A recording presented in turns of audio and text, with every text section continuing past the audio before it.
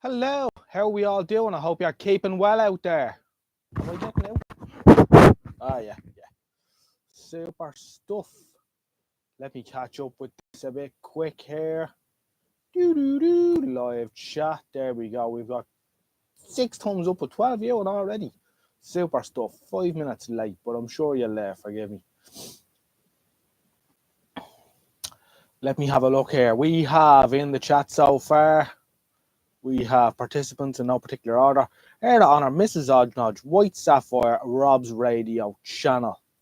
Super stuff. Richard 100 is here too. Lovely stuff.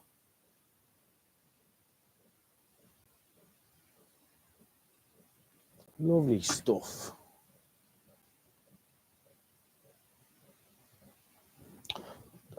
Running into technical difficulties here. Nothing too serious.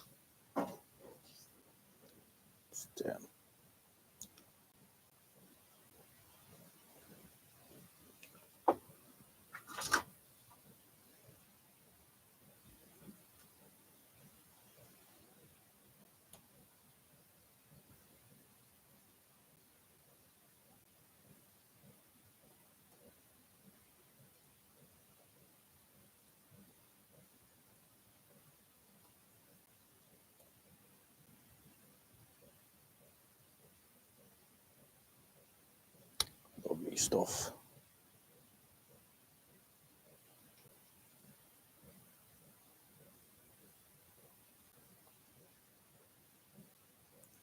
Just getting the laptop going here so I can see where I'm at. I want to turn the diesel heater off because it's warm enough. It's not too warm outside though. Very cold for this time of year.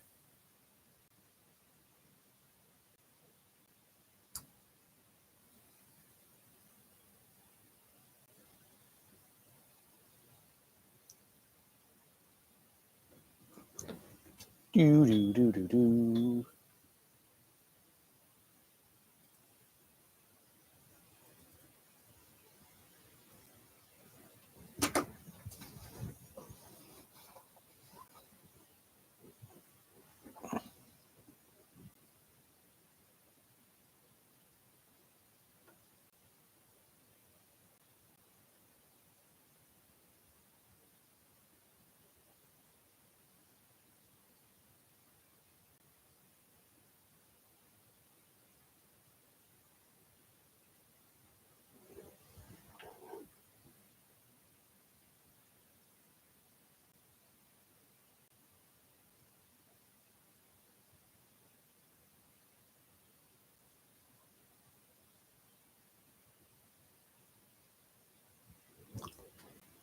I think we're getting somewhere now.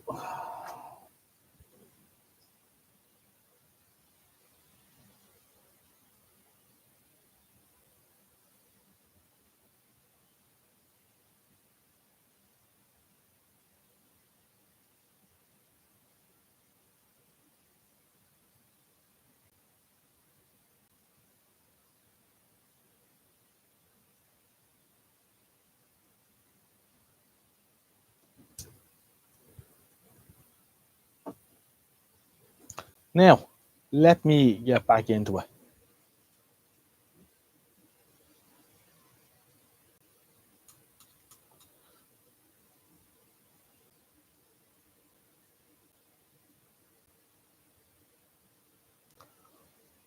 We have Rob. Hello. John Joe. Hello, everyone. I'm slowly learning TV repair. Very good. Driver Film Shortwave is here as well. Good evening. We have 16 viewing with 11 thumbs up, so you know what you need to do.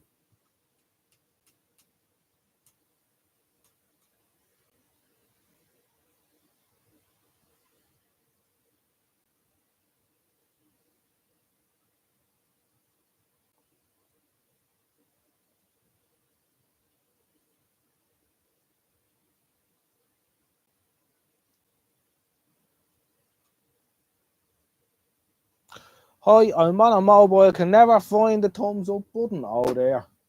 It's down just below the screen or whatever. Oh, I'll tell you how you find the thumbs up button. Click out of the live chat and you'll see it.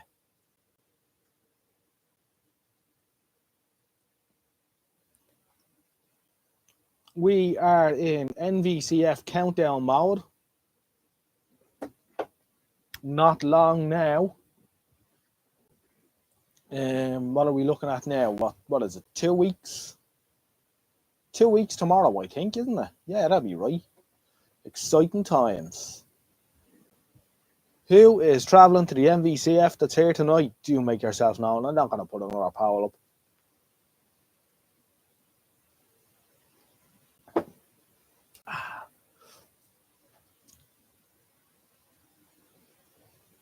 Happy birthday to Rob, whose birthday is next Wednesday.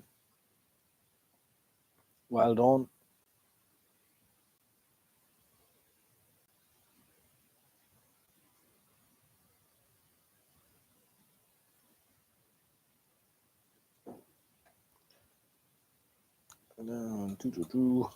So how is everyone keeping out there?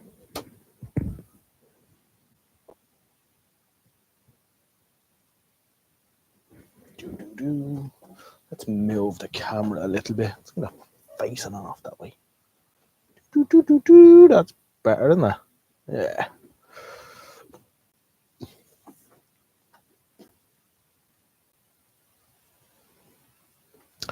And Driver Film Shortwave says he's too busy to go to any radio events. But he was at the Goblin a few weeks ago. I'm going to Galborn in October. And looking forward to it. We also have we should have an exciting announcement for the channel in the next couple of months, which will be interesting. And we're looking forward to bringing that to you as well. We'll change that bulb. It's a bit much with the red light, isn't it? Let's try this one.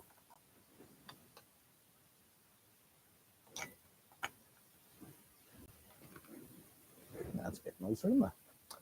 Jim Gordon here. Good man, Jim from Dundee. Where's the summer? No summer here, Jim.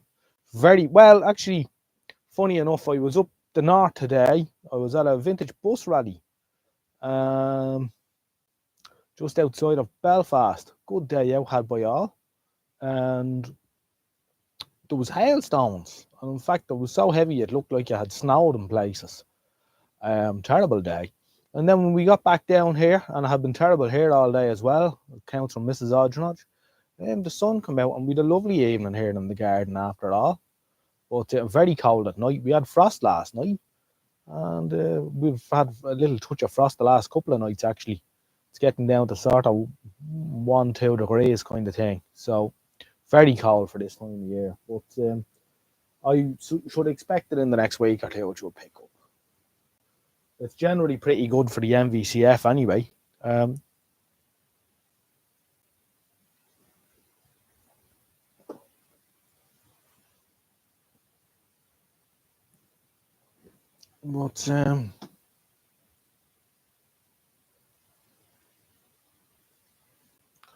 White Sapphire says, until I get the council off my back and planning sorted out, so I have somewhere to live, I've had to put life on hold.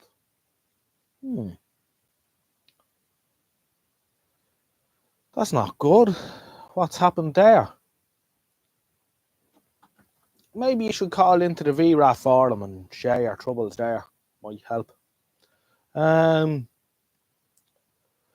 Odgenodge. Oh yeah, sorry. St. Giles has a new posted several YouTube vids on the new LC90 internet and PLL radio. It seemingly suffers a lot from boardies. I did see something on that radio, and I have to say it doesn't float me boat.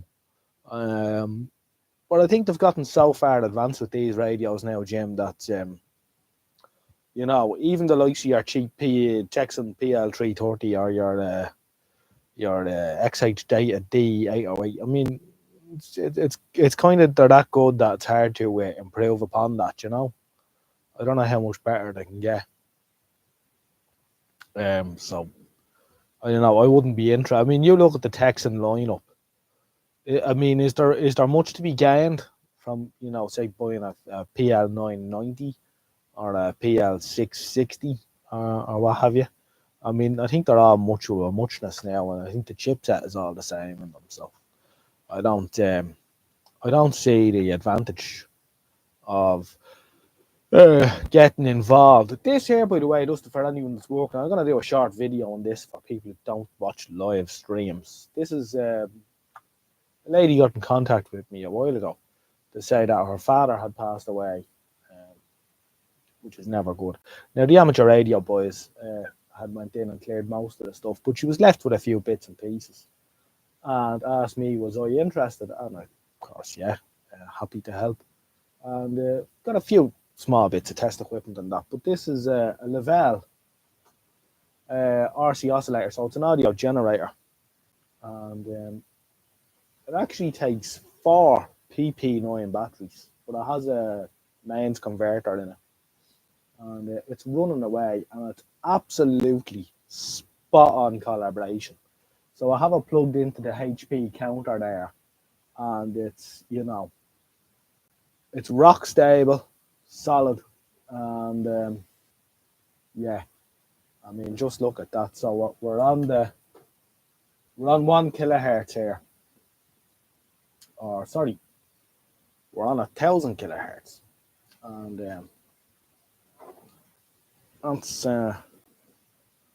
that's where she's at. Look at that. And actually, the pointer's out a little bit. Like it's proper bang on calibration, which is super.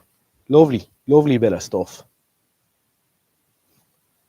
So yeah, we'll do a small video on that. It's a nice little audio generator. I have one of the big HP audio generators, one of the very early ones, but it's so heavy to be lifting up on the bench and that. It's just a bit awkward. So something small like that is the way to go for the odd time that you need an audio generator. It's not too often I'll be putting one of them on the bench. What I like about this though is it's in the same case as the transistor tester I have over there, which sees no use, but it does work. The only thing that is handy for is it goes up to, I think it goes up to 150 volts. So it's good for checking high voltage Zeners and stuff like that. I have used it for that, but not for much else. But yeah, that can come into play every now and again. So that's that. So they're matching. That's quite nice. And Lavelle is lovely made stuff. It's really good quality.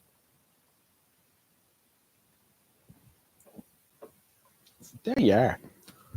That's the story on that front.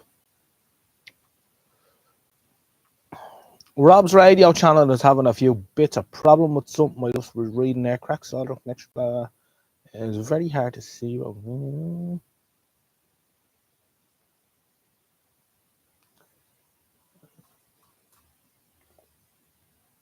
So we have Air Honour there. The Council and Planning Officer Trevor could have made worse than the whole Ireland. Yes, indeed. So do give me a thumbs up there. We've only got 15 thumbs up with 20 people viewing now. Of course, I am aware that not everyone has access to a keyboard and whatnot. I do know that there's people at home watching on televisions and stuff, which is acceptable. We'll let you away with that. The HP frequency counter, by the way, is my one of my favourite pieces of test equipment. That is just super and absolutely spot on calibration. And it was plugged from a skip, which is always good as well, because it was free, which you just can't be.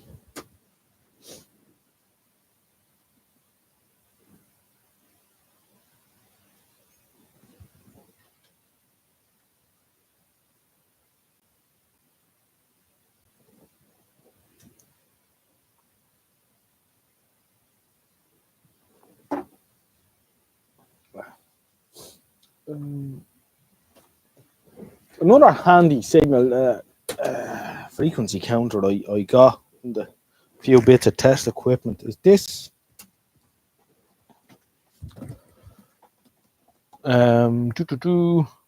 Black Star frequency counter, which is nice. It's nice and simple, But the fact it uses rechargeable batteries. We've got a few nickel metal hydride batteries in there. I'll actually show you what I did because I cheated a bit. I've got AA nymphs in there in C holders, which works out quite well. And the reason why something like this can be handy is mains isolation.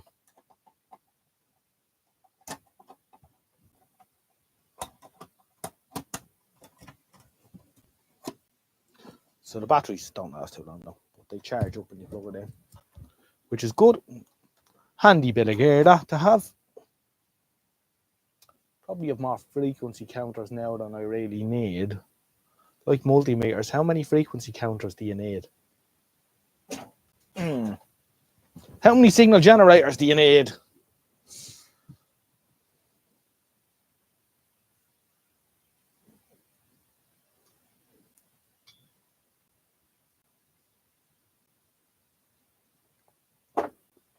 Peter Paul wants me to turn on the telly.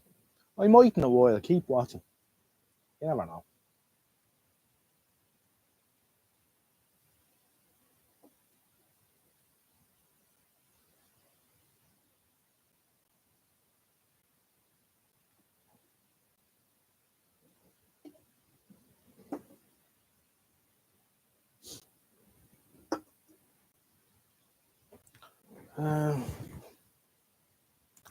Got hundreds of screwdrivers, but only one favourite that I use. Yeah, I'm guilty of that too. Although I do have different favourites from time to time. Good to have Peter Paul in the chat. Let's see who else we have here.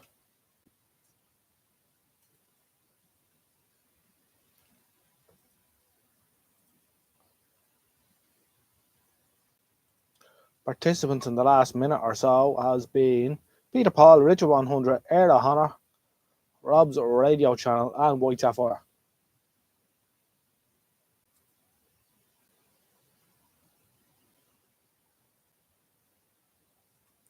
$21 watching with 17 thumbs up. Yous are nearly there. Almost. I wonder where Roundy is. We haven't seen Roundy in a while. Hope he's okay. I'm sure he is. He's probably enjoying himself on a Saturday night.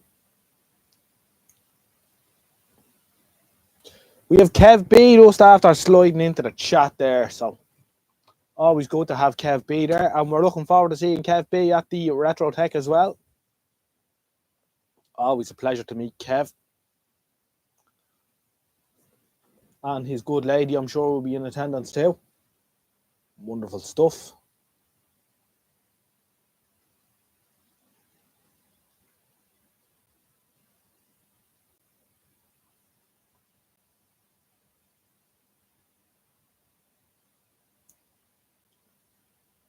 He will be spannering around somewhere. I'm sure he will.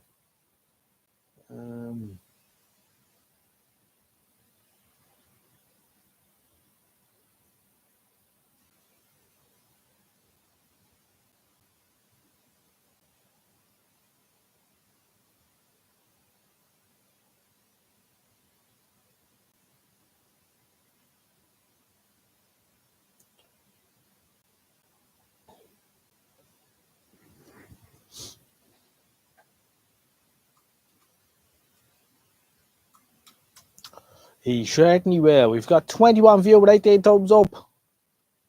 Looking good. Looking good. We're getting there. We're getting there.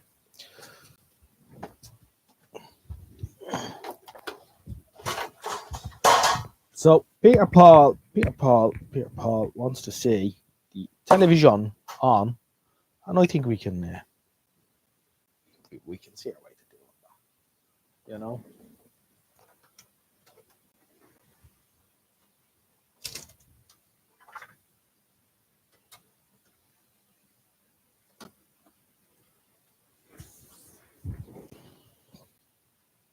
Now, one of the problems with this television is the main switch has been hardwired because one side of the main switch was open circuit and the other side is welded shut. So I have to get a main switch for it. It's a very light, small affair. Quite poor.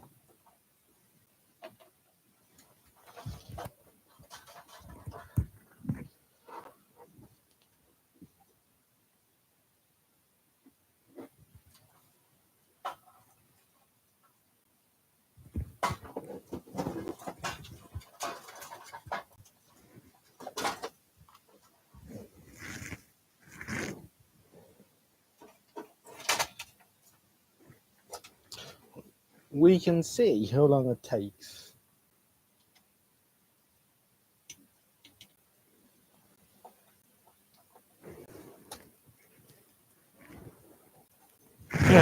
For the tube to warm up from cold. And we see a picture, so what we'll do is we'll turn that off. And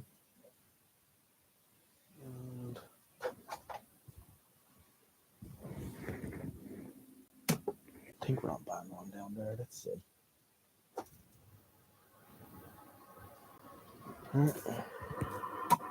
There we are, right?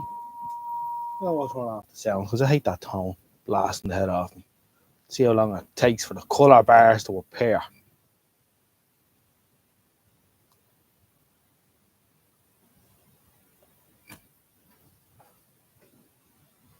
Not bad.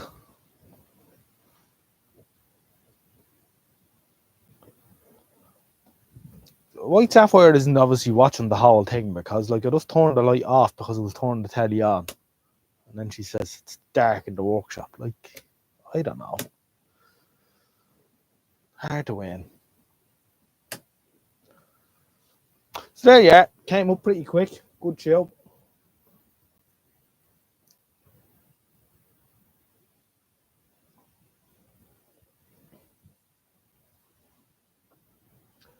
And to be fair, people who watch live, most of the people who watch live don't watch me or whatever. It's a different genre.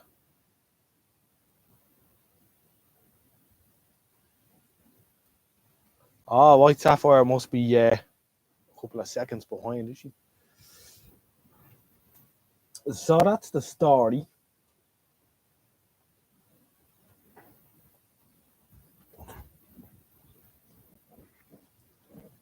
On that front. So the bush is on.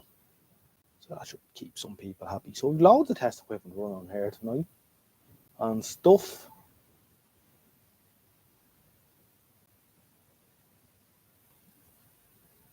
Now, think my new expensive Bosch cordless screwdriver has died. I'll be returning it tomorrow. Oh, that's not good, Kev. I have a little Bosch cordless screwdriver here somewhere that we had in the TV shop. It's probably 10 years old now. And looks okay when I can find it. We're due a massive clear out here in this place. Massive clear out. Yes, and we're looking at maybe getting a larger premises to move into. Jim Gordon says, looks like Graham Stevens has recovered from his recent illness and is on his YouTube channel tomorrow. He did a great job in repairing and modifying my Sony 2001D. It's better than new. Very good. Good news all round.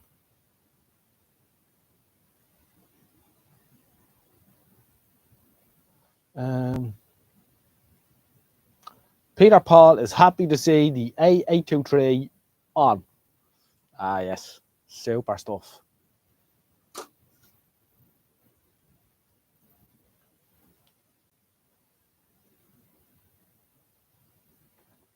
Anything to keep us happy. So, will we do a few polls here just to keep the thing going? For the crack.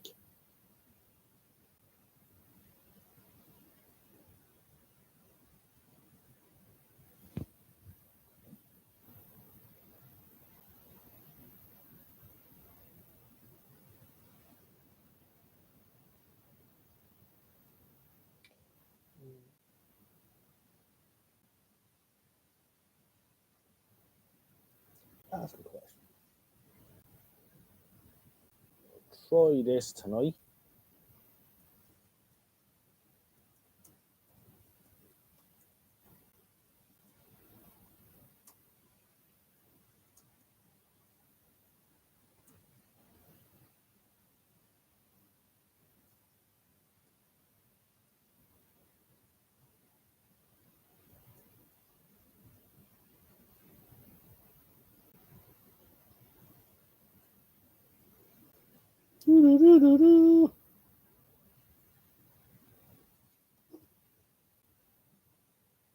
Start poll.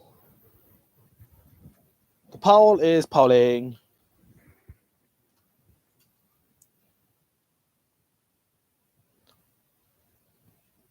A lot of people are not going to the MVCF.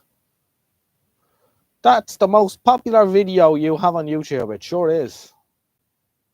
Well, it's one of them, definitely. The Bush A23 was a very good video, alright.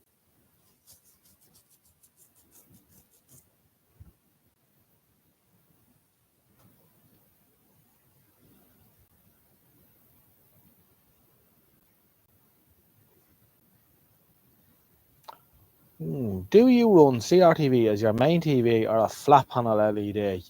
Rob, I use for convenience a modern flat panel TV. It's a Sony 42-inch, which is probably about 8 years old now. And it's one of the ones that uses sort of a laptop power supply outboard to this television. And that's how I got it. The power supply had failed. The TV was perfect. So I used that, and we use it with either a Roku box, or we also have an Air box. Air being a subscription TV thing here in Ireland. And it's over the internet television. I don't have Freeview or any of that here anymore. The satellite dish got blown off course a couple of years ago, and I never bothered with it. I'm not interested. I'm sort of got halfway through installing a satellite dish here from the shed, so it's up on the pole and it's lined up, but it was having an arse running the wire into the shed and that. Not all that interested either at the same time. Don't watch a whole lot of TV, to be quite honest.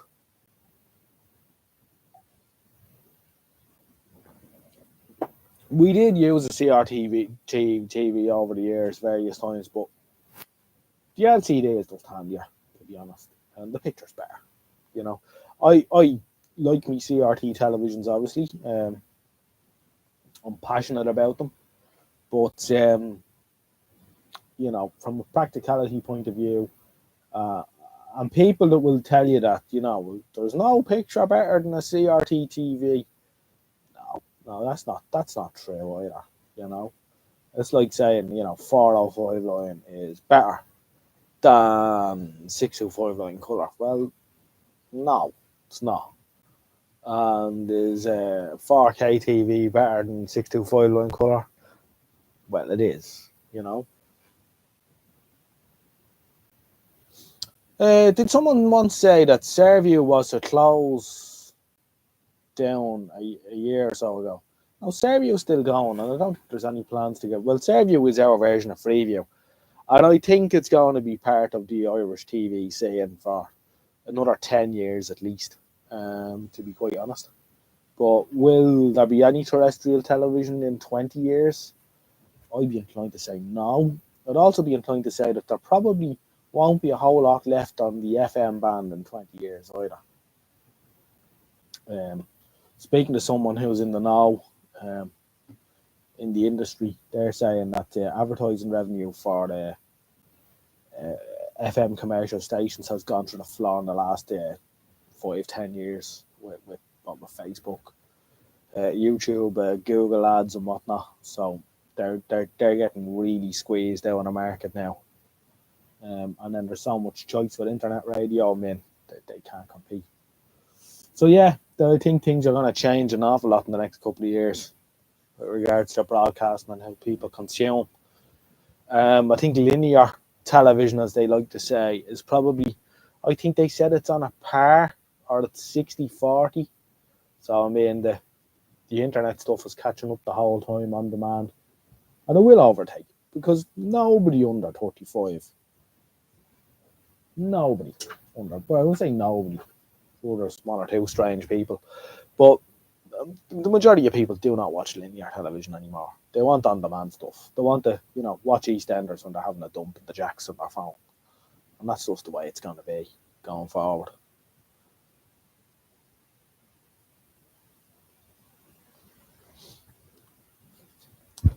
I'm not saying I'm pleased with it either. I mean, I've been listening on medium wave for the last week and a half there, nearly 2 weeks now on Radio 4, which was, this broadcast is now closed. This Radio 4 broadcast is now closed. You can listen on DAB or internet or some other shit, and it's a cracking signal because we were up in Belfast last night and I had a radio with me. It's just super up there. And it's a bit sad to hear that playing over it.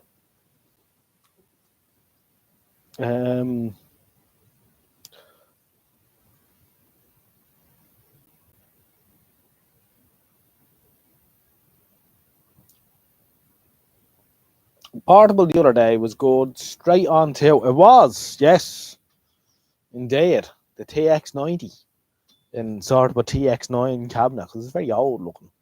To have a TX90 chassis in it, I think. Stinks of cigarettes. Someone commented on the video that if you put peroxide on the cabinet, it will go white. The cabinet wasn't supposed to be. It's a cream cabinet. It's not a white cabinet. It was never white. It's cream. Funny enough. And it appears to be spray painted too. Super. Just on straight away. Really good picture on it. I would put it up on the bench and turn it on, but it stinks of cigarette smoke when it heats up, so I'm not in the humour of that.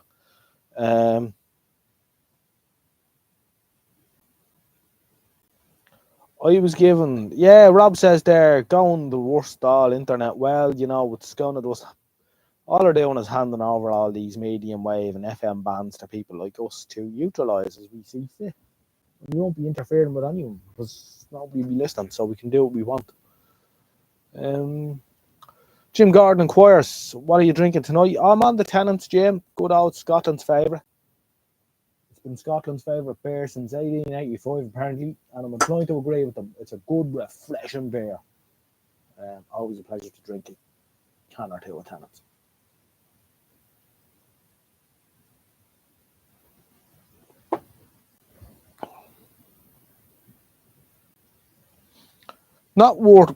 Nothing worth watching on TV anymore. Not much on medium wave either. There's a few bits still left on medium wave, but yeah, it's getting a little bit scary now with regard to how quiet it's starting to get. But I mean, we've just got to start running medium wave transmitters ourselves. That's how it's going to have to be. I'm sure Ray Bourne would agree. How are you, Ray? Good to have you in the chat. Oh, Jesus, I have to get down and do a video with you, Ray. Some stage, definitely. I'm working on making changes in my life that's going to free up time for me to do the stuff I want to do and spend time with the people I want to spend time with, not be running around like a tick anymore. Old mouth cider I'm trying here. Not bad stuff. Sounds good. Odge, they can't put everything internet. What if people get stuck out and see places no internet? People need to start putting their foot down on saving FM and medium wave. Yeah, I agree, Rob. But the general consensus out there in the public is they're not interested. We're just a handful of weirdos that like old radios and weird tellies and stuff. We're not going to change the world, unfortunately. Ray Bourne, all good. John Joe, you? All is well here, thank you.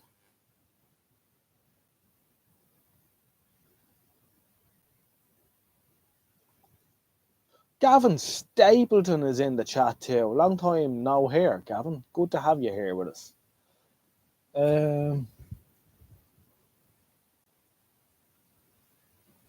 Once I've paid Ray a visit, my life will change. Sounds good, Ray. Yeah, I think people would love to see your workshop and that. I know the CB community would definitely like a tour. Peter Paul, redecorating my sitting room at the moment. I'm thinking of a big CRT telly in the corner. Retro, baby. Well, what would we recommend for Peter Paul? Retro, I would say though, don't go for something like this if you want to actually enjoy it, because these blow up and shit. get yourself one of the very last Samsung CRTs. Samsung or Sony, but I would say Samsung. Not the super slim, they were a pile of scutter. But the ordinary CRT, big back ones. I can remember being in a house down that loan in 2009. Yeah, that's 2008, 2009. And there was one of those in the sitting room of the house we were living in, and it was beautiful. It was 32 inch. More than 36 actually. 32 or 36. Widescreen. And it was probably a year or two old then. And it was lovely. You'd push the button in and it had D-gauze, and I knew it was a big bastard, and the D-gauze would nearly blow you across the room. You push the button in, you hear the shadow mask rattling in it. And then you'd sit down and it'd take a couple of seconds to get it shit together. And I used to play this little tune. It used to sort of go do do do do do do. And the picture on it, it was probably the best picture I ever seen on a CRT. It was a beautiful television. So if you want something practical that you can use every day, you can pick up something like that. Something from 2003, 2005. That's with a bit of luck being low mileage. Go for it, and you won't be disappointed. If you know a bit about TVs, this sort of stuff, it's a bit like vintage cars, like Morris Marinas or whatever you're be into. You need to be mechanically minded to have one of these things because they fucking go wrong. That's why there was TV shops everywhere. So if you're not, I wouldn't, like if you're into fixing TVs or stuff and know a bit, go for something like this if you want to have a bit of fun. But they're not practical to use every day in the sense that you're going to wear the tube down a couple of years and then what are you going to do? This is the sort of thing, it's a Sunday driver if you have one. Turn it on a Sunday for an hour to watch something. But to be using them 8-9 hours a day watching the box, it doesn't end well, and I've seen people trying it. That's it, they're just not practical for that. Back in the chat. White Sapphire is going to feed the cats and the kittens. Cat B says, Bobby's have a new toy, DJI drone. Apparently the transmitter control range is up to 3 miles. This streams 2.7K video back to the controller. Frightening technology. Yeah, it's some going, isn't it, Kev? You think that's open to the public? What have the naughty boys got their hands on? Apparently they have drones now that are so small you can't see them. They're like blue bottles or whatever. It's interesting. Peter Paul is a panel beater. Well, then you should have no problem fixing a television. But yeah, no, if you want something practical though, definitely go for sort of an 03, 05, and you'll pick one up cheap because people are trying to get rid of them. And if you get one a nice neck, another one, if you get your hands on, that will be quite nice actually. I don't have the space for any of this really big shit at the minute, but I would be tempted. Philips Matchline. Get one of the last Philips Matchline CRT setups. Blow the head off you. Beautiful. Really nice. Richard 100 says, a quick question about your Russian Selena Vega 215. How's the FM band? My FM band has gone a bit deaf. Or was it always a bit deaf, Richard? What I would say is, my one is excellent, but it's one of the last ones, and I think they modified them. They were known for having a very poor FM band. Apparently, the transistors didn't have the gain, and the OIRT frequency was, 68 to 76 or something like that. So the frequency gain on the transistor didn't have to be quite that sexy for the home market. And they just retuned them up to 88, 108, but they didn't have the gain. So I've 3 or 4 of these 215s here, and the one that I use all the time has excellent gain on FM, but the other 3 are crap. They're very poor.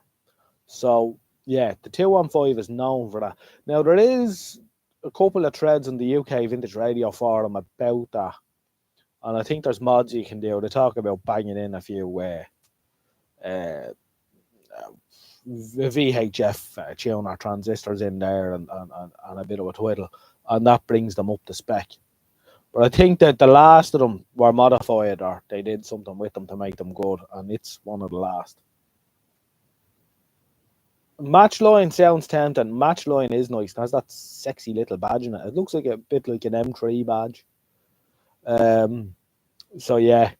If you got your hands on a Matchline, that'd be nice. And now they're getting thin on the ground pretty quick because people can't even sell them, so they get skipped.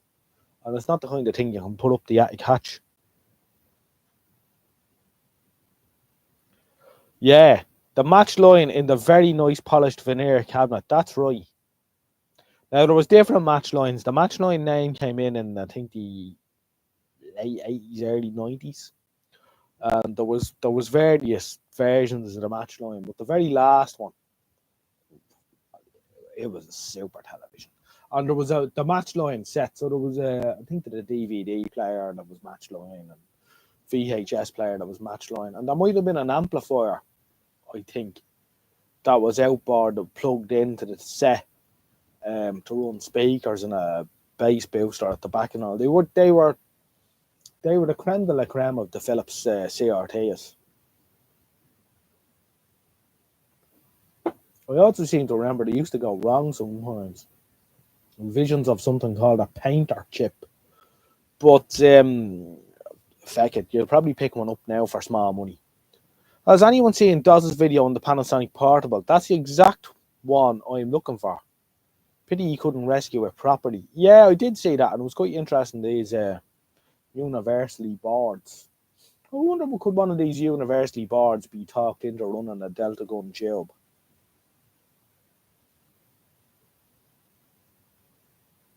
Could be interesting. Concerning medium wave, Gavin Stabman back in the chat there. Matchline was good. I remember the Pi rebadged.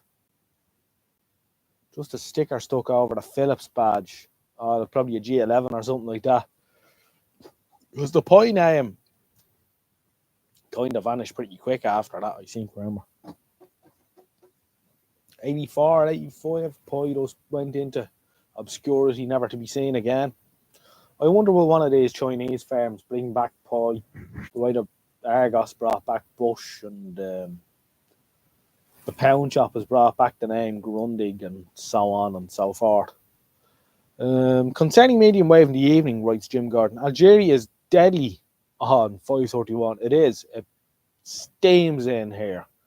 It's mad. There's also the powerful relay on 252 long wave with some great music. There is, and I have listened to it now and again. Very good. Now, unfortunately, there's absolutely no point in me turning on the radio here at the minute with all this kind of shite on. So we won't be doing that. But I plan on building. I plan on doing a lot of things in time. But I have this plan to build a little shed. Sort of maybe a 4 foot by 8 foot with a little bench in it, full of radios just for listening. And that's all that little shed would be for. And we could cut down and switch more power supply noise in it and filter the mains going into that little shed and stuff like that. I think it could be an interesting project. Because there's some nice radios here that I want to set up. Of Relaca RA17, of the Eddystone CR100, of 6 or 7 Eddystone. So if I could build up some sort of a rack where I could have all these different radios and use them, I'll probably put the ham station in there as well. Set myself up with something or other, because I wouldn't mind doing a little bit of amateur radio now and again. Matt Grimm is here, all the way from Germany. Good evening, Matt. Matt brought a television home to Germany with him from Ireland, a Bush A640, if I remember correctly. Good to have you in the chat, Matt. You're always welcome. We have, let's see, Rob's Radio Channel. Last few nights, I've been picking up a Polish radio on long wave 225. Yeah, that's a well-known one, and another massive signal that steams in at night. Can't be Sean Wharfdale stuff at Asda. Oh yeah, sounds good. Speaking of radios, I have some 80s radios that have the that have a problem, the same problem. You've got to do it, Odge. Yeah, I think I should. I probably have most of the timber and stuff I need to make the shed. So it's not going to cost me a whole lot, just time, of course.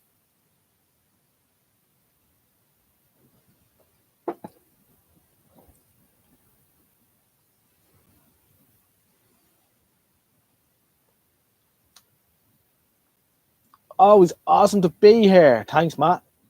Great to have you aboard. Don't forget to hit the thumbs up button, everyone, if you can. It helps the thing go along and whatnot. We're missing a few faces from the chat tonight, but we won't forget them. Those being, of course, the Chipmunk. It was a great supporter. 16% of people here are going to the MVCF. The rest of them are not. Mike Gardner's just after swinging in there. So good evening, Mike. Gavin Stapleton writes, Telegrams seem to have some matchline rebadged in the late 80s. I'd like to see the pie brand back too. Be interesting, alright.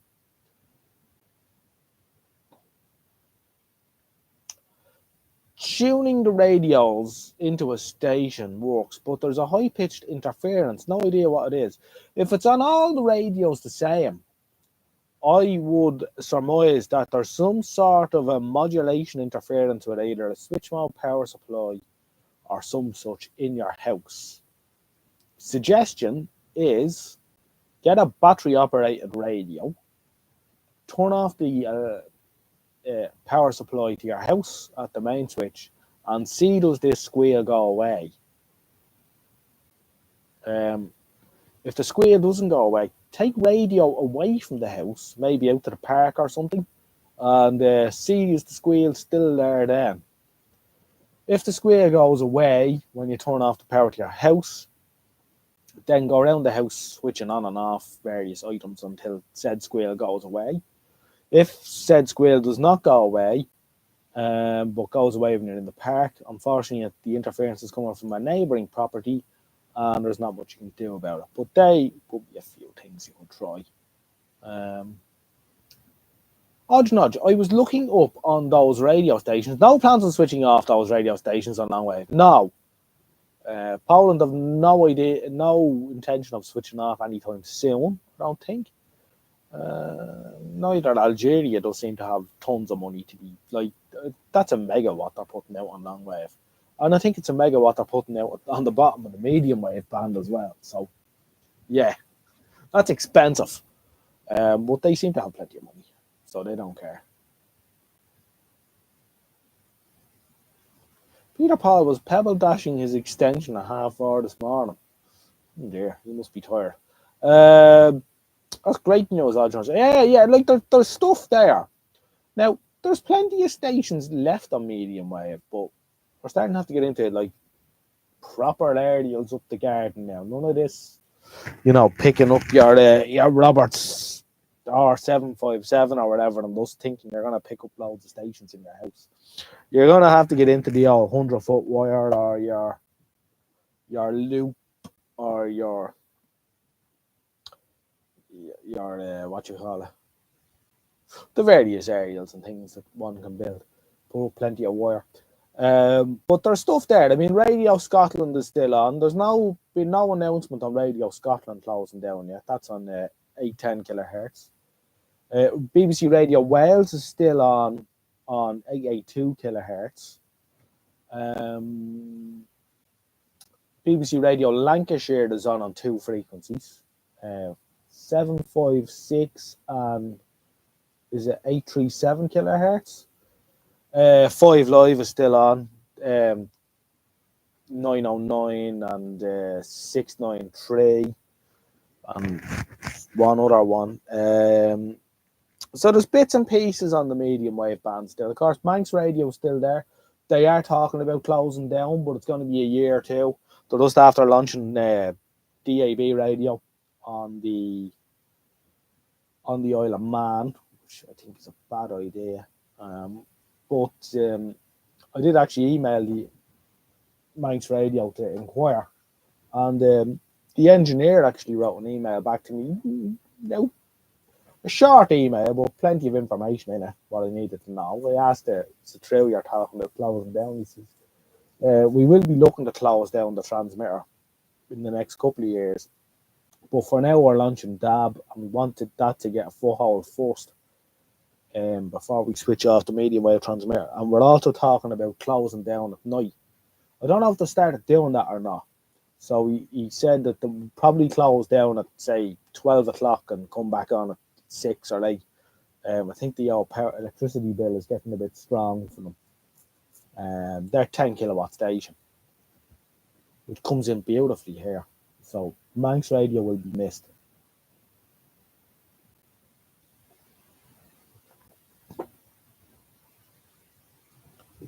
But it just opens up possibilities. And the one that I keep coming back to is people need to start building their own medium wave transmitters and putting them on the air. Manx does power down at night, right? So that's something they've only started in the last couple of months, because they were 24/7.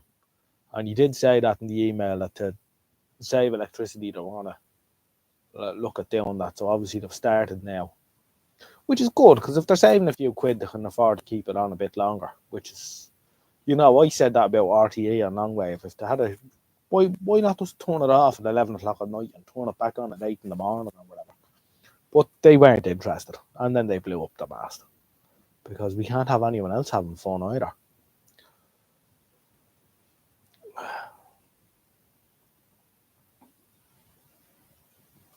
Which brings me to another poll, I suppose. It's just coming up to 10:30.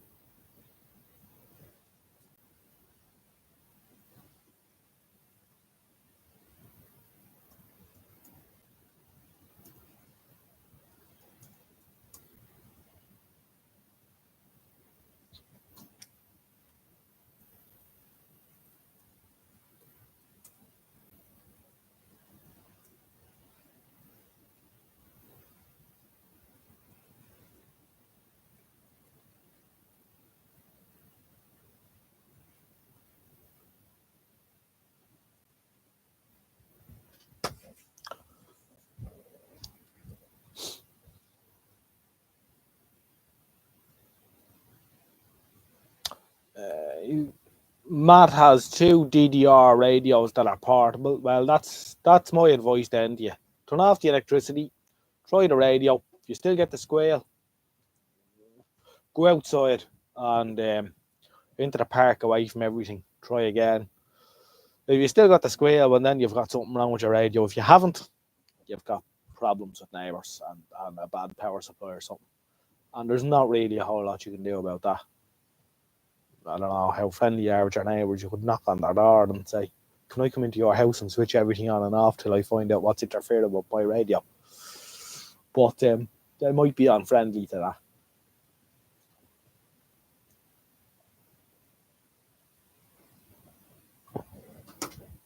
We have 24 watching now. It's up and down.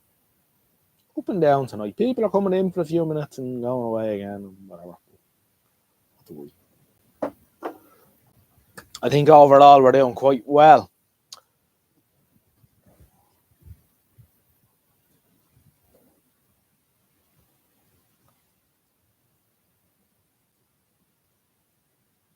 Do vote in the thing.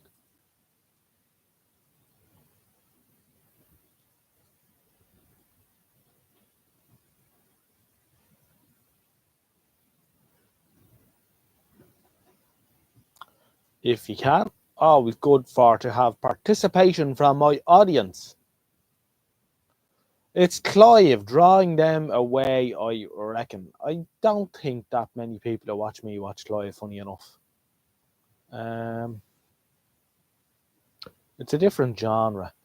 Did you did that in our house, Odge? Came in one evening like a madman, turning off and on.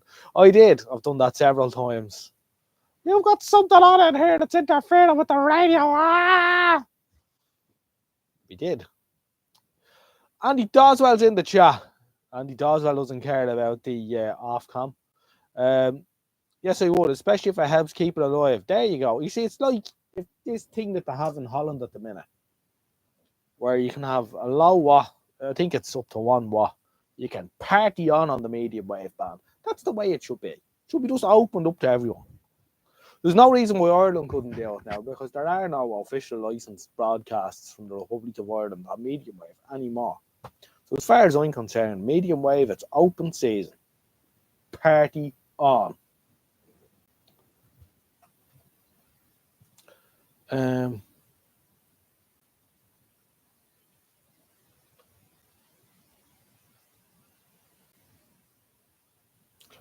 Replaced the bathroom light the other night, suffering from flickering when off. Stuffed a 680 nano across live and neutral. Now constantly glows. The bloody LEDs, yeah. Yeah. Maybe stick a 68k resistor across it as well or something. They're a bit crap, aren't they?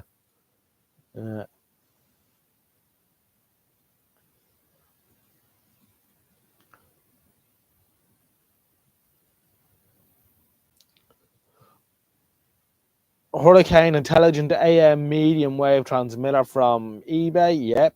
You're seeing them already. Then there is the other fella. What do you call him? Stretchy Man on eBay. He makes these 20 watt transmitters or whatever. Radio Crunchers here. Good evening, sir. How are you? I hope you're keeping well. There has been talk that you have been unwell, sir, but I believe that you're back in action and we'll be back on the box tomorrow. Capacitive coupling in house wiring, so no easy fix. Yeah, I've seen that happening already, them LEDs. They're a bit crap. I have a Hurricane here. Now tell me this, Graham, would you hook up your Hurricane to a 20 or 20-meter pole in your back garden to spread the music around a bit? Because we're talking about trying to keep the medium wave band alive. Now in Ireland, of course, there are no more licensed official broadcasts, and of course in the UK, it looks like Ofcom can't wait to get rid of medium wave. So I mean, I think it should be opened up for everyone. It should be free and easy, and we should party on and keep our radios alive. And want to make the vintage radio hobby so much more interesting. You know, if you could be listening for other hobbyists with little radio stations around the place and reception reports and condition reports, of course. In the winter, things might be better and different seasons and what have you. And you might get lifts on medium wave and stuff like that. And long distance reports and whatnot. I think it could really turn the thing around. This thing of just, I don't know how many people I've spoken to lately that are into vintage radio. And they're all saying the same thing to me. And it's annoying me, to be quite honest. It is annoying me. There's nothing on medium wave anymore. So we just stick Bluetooth units in the radios. Now, I'll be quite honest and open and frank with you all here. I'd rather fuck the radio in the bin before I do that. Right? My solution is, if I want Bluetooth on a radio, I'll build a medium wave pantry transmitter and hook up a Bluetooth unit to it. Right? This thing I'm putting... Now, of course, you can do it tastefully. And I have actually fitted a Bluetooth unit, this stereo up here, which I use regularly, and it's quite handy. And it can be done tastefully. But of course, a lot of people aren't doing it tastefully, don't know what they're doing. And they get the old radio workings that don't work anymore, or don't pick up out anymore, and they throw them in the bin, and they put this little Bluetooth board in, and it's crap and it's shit. And that's the end of that. So, no, I think the medium wave band and stuff could be saved, and the hobby could be saved just by a little bit of participation from everyone. Rant over. Don't forget, Radio Caroline is on as well, which I get here really good at times. In the winter, in the morning going to work, comes in as strong as anything here. In fact, in the winter, it's there all day, even when it's bright. But interesting. I'm going to end the poll there. It's 74-30 against, 20 volts. Volts? And poll. Interesting. Let me just catch up with the chat here. Because I went on a little Bluetooth rant there. But I think I can be forgiven.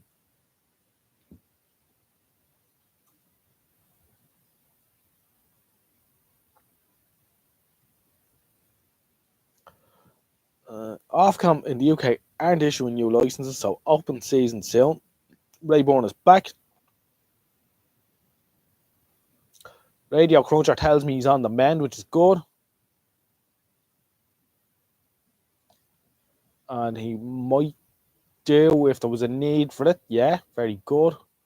There are some cheap Chinese AM transmitters on Amazon. They seem to perform okay but have limited range. The one I have doesn't appear to produce any noticeable harmonics. The later ones are better, and I actually bought one recently, which I have somewhere. Where is it?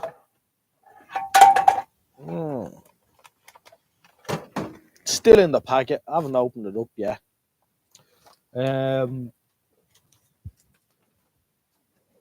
Vintage Electronics, or whatever Trevor Goodenough called himself on YouTube, did a video on one of these lately, and it's a new improved version with a tunable pi filter in it.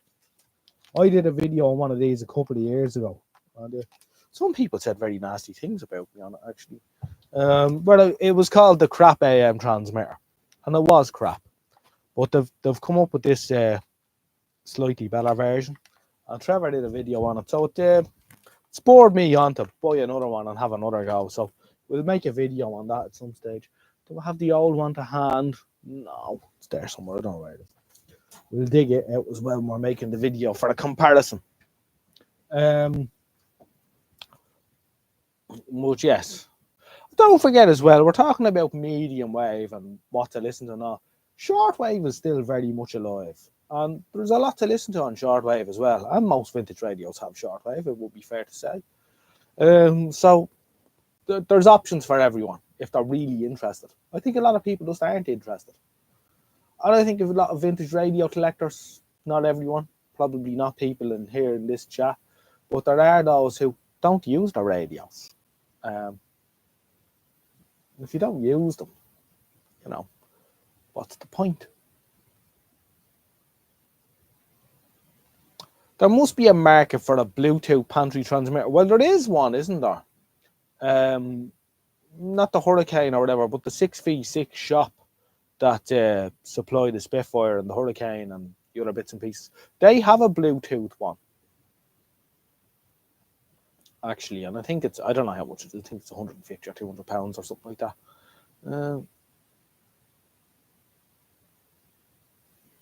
Yeah, Andy says the oscillator is junk. Yes, and Trevor said that in his video, and he actually had a crystal for the medium wave band, and he put that across the oscillator, and it appeared to lock okay.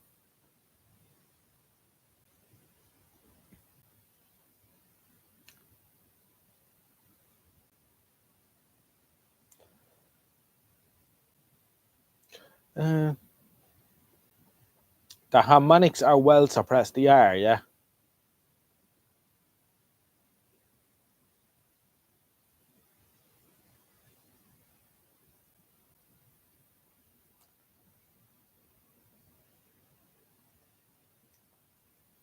Let me see where I am here.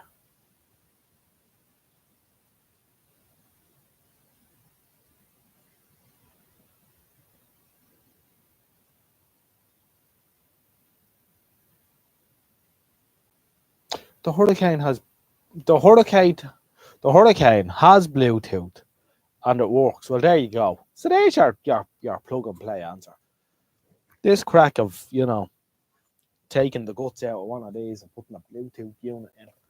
I think, why not just go a little bit further and make a little wooden box to put your Bluetooth in? There's a chap here in Ireland, and he advertises himself on a selling site here called Adverts, and that's what he's doing. he gets these little radios, and he tears all the insides out of them and puts little Bluetooth units in them, and then puts them up for sale for extortionate amounts of money. And he thinks he's an electronic genius. It's very sad to say. And he's destroyed some very rare, valuable stuff. A certain government department have my crystals. Arseholes. It's basically a Spitfire with the Bluetooth added. I see. I built a shortwave radio. It never worked out how to get it going. Go at it. Currently acquired a Philips transistor radio from 1970. It works very well. Very good, Mike. Mike uses all these old radios and alternates between them. That's the way to do it. Yeah. Absolutely.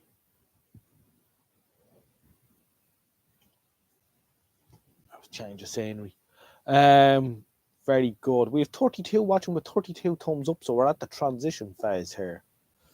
Very strange how it does.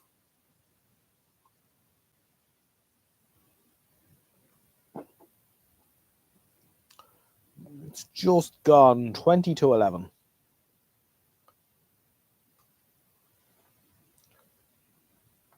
And Matt Grimm says he loved adverts and he misses it. It's not great now. The app doesn't work very well now. The developers have stopped. It would appear that they've stopped doing updates and haven't done an update for the app in a long time, and it's very glitchy, unfortunately. It tends to not alert you when people send you PMs and stuff, so it doesn't work very well. I think the Facebook Marketplace thing has kind of killed it off. Radio Cruncher, Graham is a man after my own heart when it comes to the Bluetooth thing. I'm not a fan of adding Bluetooth internally, he says. I'd rather have a transmitter externally. Absolutely. And I agree with that 100%. Look, I wouldn't be beyond doing it, but I would do it. I would do it. If someone asked me to do it and they were giving me money to do it, I'd do it. Would I do it for myself? No. Would I even be arsed having a radio in the house and going on my phone and just no? I have a Bluetooth speaker. I'd rather use that. And of course, the 3-ohm speaker in the radio isn't a great match for the Bluetooth unit and what have you. So it's a bit silly. It's a bit silly. Dawes says the bush is looking well. It looks better in the picture than it looks in real life. It needs to be set up, but it's going to be it's going to be about 2 weeks before I do the setup video on this, but it should be a good video. I certainly hope it'll be a good video, and yeah, we'll set it all up and we'll go through the motions with it, and I think that'll be that then. Should be ready for action. Of course, action means it's going to get put in the corner. I noticed the dual, I think it's 2500 microfarad cap on the power supply board is getting warm, but I'm not sure if it's the heat coming up off the resistors underneath or it's actually it itself is leaking a bit, but it seems to be running okay, so we'll wait till it blows up.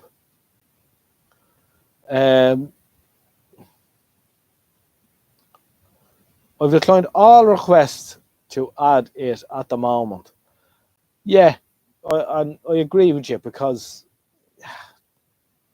yeah, on a valve radio with a mains transformer in it, which, you know, it's mains isolated and it has a gram input and whatnot. So adding the Bluetooth unit isn't going to do any completely reversible. I could probably live with that. But, like, you know, where does this Bluetooth nonsense stop? And, like, Bluetooth is going to become, well, is it not already a bit of an old hat, Bluetooth? I mean, in a couple of years' time, Bluetooth will be obsolete and it'll be some other yoke. And then you have all this stuff that's destroyed. I mean, where does it stop? I'm going to start adding Bluetooth to televisions as well. You know, push button 6 for Bluetooth music. Yeah, no. Like putting an electric motor in a rear Mini. Well, there is fellas doing that, isn't there? What was it I saying? Someone going around in London in. There was a YouTube video about them that started this company converting cars to electric. And the Morris Minor. And they put a big electric motor in it or whatever, and half a Tesla battery. And but you have to change gear in it. You take off in second, and then when you get going, you put it into third. You can't use fourth because that's too hard on the motor. And you're like, no, just stop already.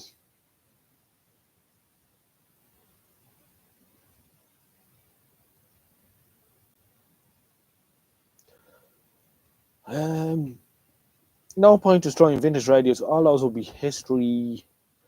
By putting Bluetooth into vintage radios, no for me as well.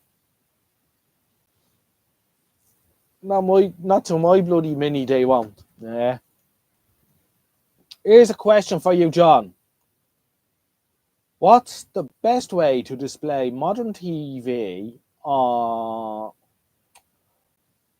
Let's see, let's look on this. I'm getting a suit on this. Thing is, the little super chat sticker thing is in the way of the comment. Oh, look at my laptop here. Here's a question for you. What's the best way to display modern TV or video on an old CRT TV? Well, it's a bit of an arse, really, Graham. But what I do is I have a HDMI to analog converter, which are only a couple of quid in AliExpress. Little box. I haven't actually got one to hand, but I have one something similar, which I'll show you just so you know what it looks like if you go looking for it.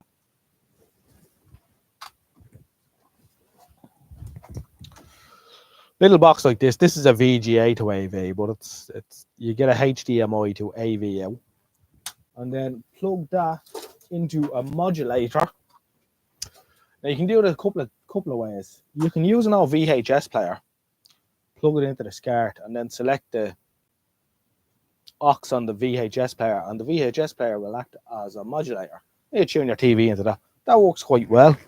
Or you can go looking for a modulator. These ones are quite good.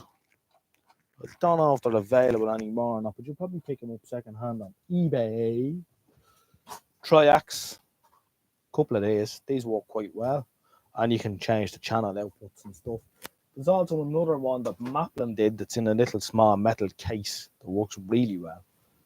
And failing all that, the latest thing on AliExpress now, I haven't actually got this going yet, so I can't comment. But there are video reviews on YouTube of these, so as I knock everything over, I do know they work. This is sort of what I just talked about, all built into one. So this is a HDMI in to RF out modulator. This is a little box. Quite a lot of people are using these and are working out well. I know Trevor Goodenough up in Scotland, he showed me his one in his shed when I was over there last year. And he's very happy with it. So I haven't got it going yet fully. I did power it up, tune it in just to see, and there's a small test, a pulse and bar test output on it, so you know that it's working. So, but after that, I didn't get any further. But yeah, these work. So there's two things you can do. These aren't all that expensive. £20 is going to get you into one of these on eBay or whatever. But the point is, it can be done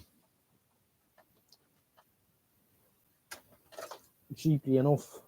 So, and then for display, I would recommend a Rockwell box. Rockwell boxes are really good. Very happy with them. It was Kevy Wevy Woo of the UK Vintage Radio Forum that put me onto a Rockwell box. And we actually use one in the house now all the time. And you can cast them from your phone and you can put YouTube or whatever. And it's very seamless, easy to use. So there are the few options. I hope that helps. Got me looking at AM transmitters now. Good man. Driver Film Shortwave. Get your thumbs out for John Joe. Jim Gordon's going to end up with a blue spanner if he keeps that up. Good man, Jim. I've got an upscaler, but it's fiddly to set up. Yeah. No need for any of that madness. Plugging. To be fair, now, as I say, I don't want to give you a copper clad go for this just yet because I haven't but I think these are the way to go. Definitely. But as I say, there's options out there anyway.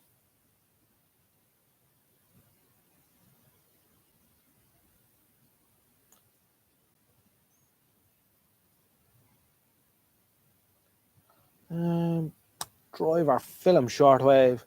Not had the time to do anything. Still got a few shelves of radios to fix and sell. Keep you going. Must bury some more copper. Good man, Mr. Dawes. Remember a chap a couple of years ago sent me an email. I probably don't have it anymore. But he says, I'm going to be doing some RF experiments around, I think he said, it would have been 729 or 738 kilohertz. And I'm wondering if you could listen out to see if you can receive me. And I wrote back, yeah, no problem at all. Let me know when you're going to be transmitting and I will have a listen. This dude was in England. And I never heard another word from him since. So I don't know if the big finger came out of the sky and squished him or what happened. But yeah, there are plenty of people messing around, especially on shortwave. There's a lot of piracy going on shortwave as well. So I think even if the medium wave thing doesn't work out so well, shortwave will. Remember, shortwave, you need a shorter area for the start, so that's a bit more manageable. And a couple of watts up around the 48 meter band can get you very far if the conditions are good.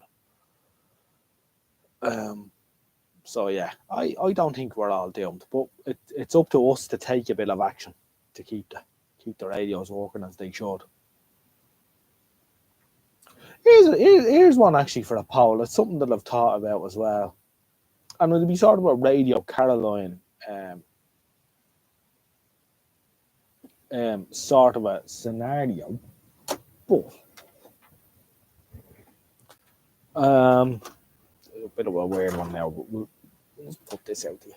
I just want to see what the poll thinks if I do a poll. Start a poll.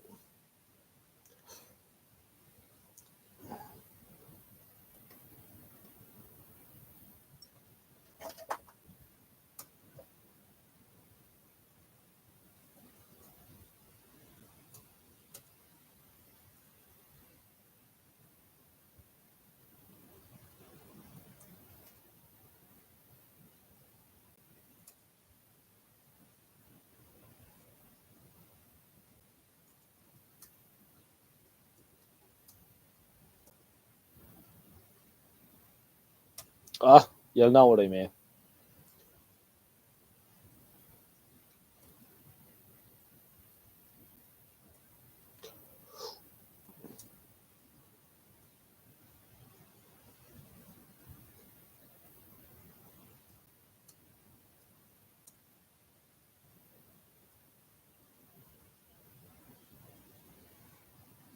Try that. Would you pay a subscription to keep a high power medium wave transmitter on air?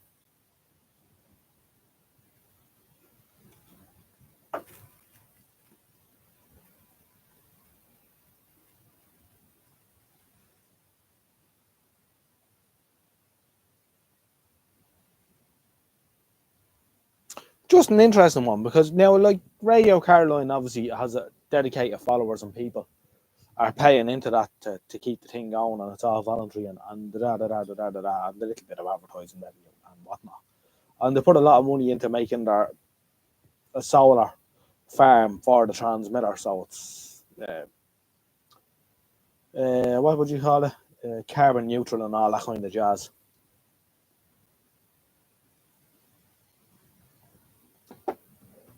But to keep a high powered AM transmitter on the air, would you pay a subscription? Well, I'll put it to you like this. People have TV licenses. A lot of people don't watch TV anymore. Would you get rid of the TV and pay to keep something interesting on the radio instead? It's just an odd one, but it's something that was mulling over in my head.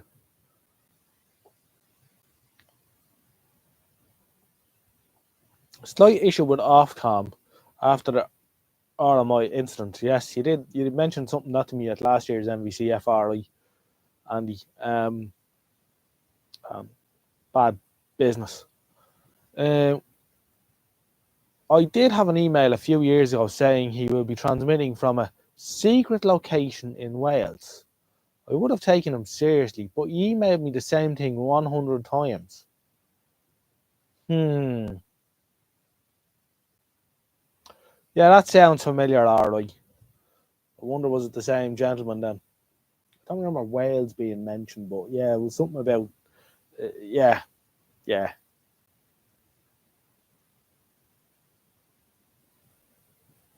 Ross Revenge is going into dry dock, so they're doing a crowdfunding. Yeah, I heard that alright. Apparently the hull is half rotten on it. Nothing cheap anymore, as Rob says. No, there isn't. Metal Man is in the chat. Hi. Good evening, sir. Hope you're keeping well. Welcome to the chat.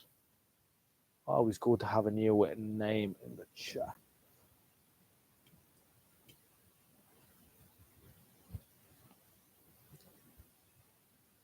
I need to clean the spark gap for the focus on that. I can hear it arcing over every now and again. It's ticking away there.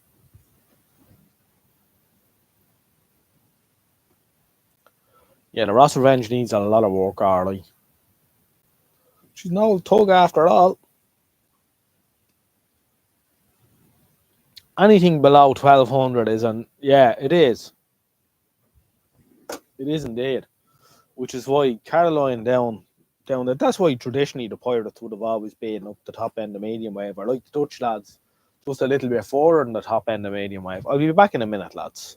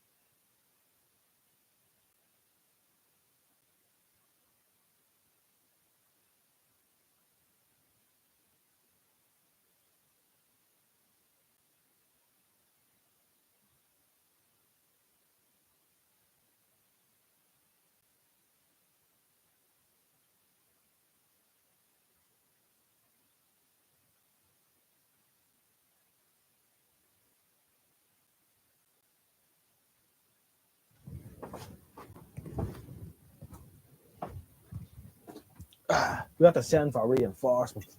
But all as well.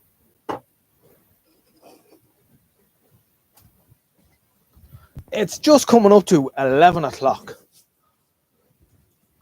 Let's see where we are here in the chat.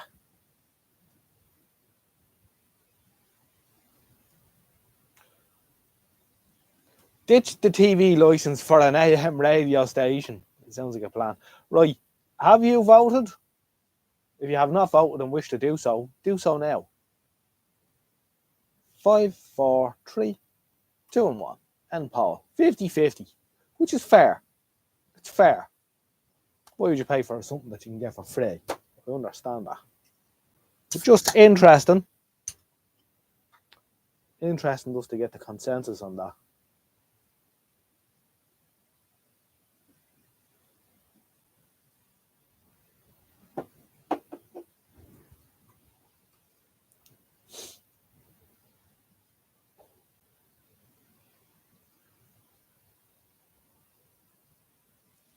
There does. Now, Rob's radio channel has probably indirectly just touched on a nerve there with his comment. Governments don't like to give people choice. To keep AM radios, people would have a say, then pay a license fee to AM radio. But not only that, there does seem to be a sort of a thing where they're clamping down on information going across borders or whatever. And if everything goes internet only, then the powers that be have great control over what you can and can't do and whatnot. So interesting. Anyway, just ditch the license, yeah. It's a long time the license thing went away, I think.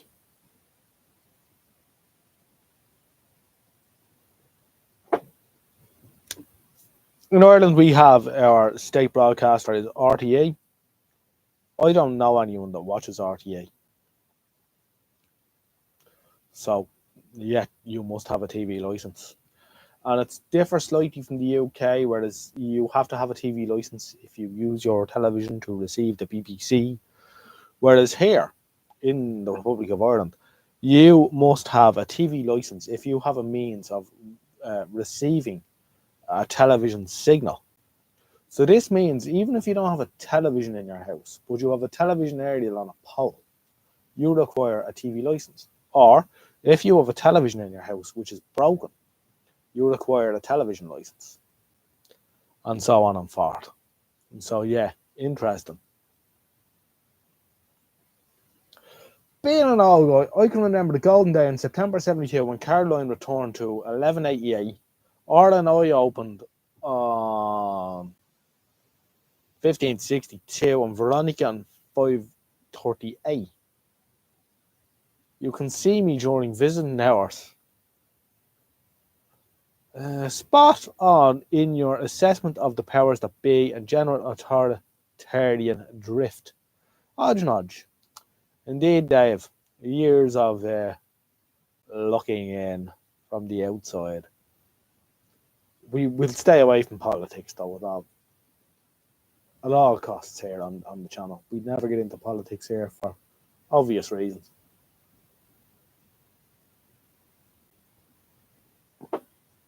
If it goes on internet radio, all over the world can receive it, no difference. But they can't because the powers that can be can put in various blocks and things. Just like that you now, if you wanted to, you cannot watch RT television from Russia. You're not allowed. You're not trusted. So have enough common sense to make up your own mind on what's right and wrong. So that kind of thing. So yeah, no, internet radio doesn't mean across the world. Just like people in China can't watch stuff and whatnot and so on and forth. Anyway, Anna is off to bed. Good night, Dawes, she says. Because Dawes is going to bed. I take it. Right, I'm away, lads. Got to fix a Vauxhall Chevette. Oh, Jesus Christ. In the morning. Well, the best of luck with that, Andy. Oh, Andy likes buses. I was at a vintage bus rally in Northern Ireland, up near Belfast, today. You would have liked it. I got a spin on a lovely Daimler Fleetline, an early one. 1964 Daimler Fleetline. And your man has done a lovely restoration job on it. But it has the lived-in look inside. Leather, red seats. Beautiful bus. And very tight. Good springs under and all. Andy, you would have been in heaven. Good night, Andy. And thanks for tuning in. We'll catch you in the next one. I heard that the BBC are planning on removing internet radio feeds because of the boards thing.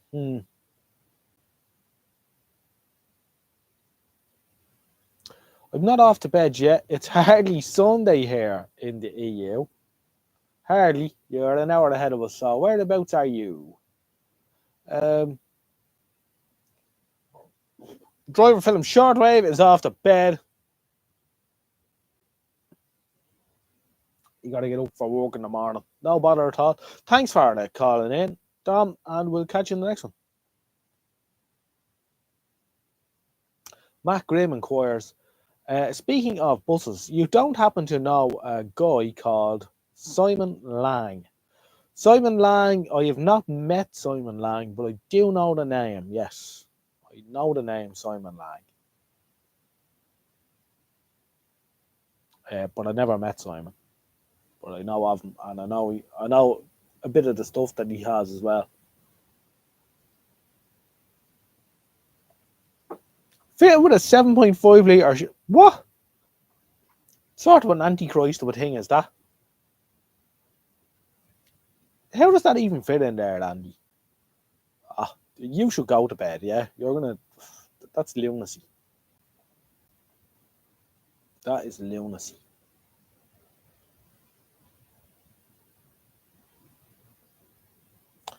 I'm just across the creek over in Belgium. Very good. Well, I would have been a neighbour of yours at one time because I was born in the Netherlands. So, you're not too far.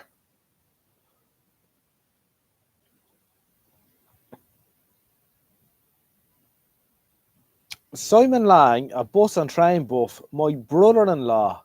Very good, Matt. Very good. Yeah, funny enough, yeah.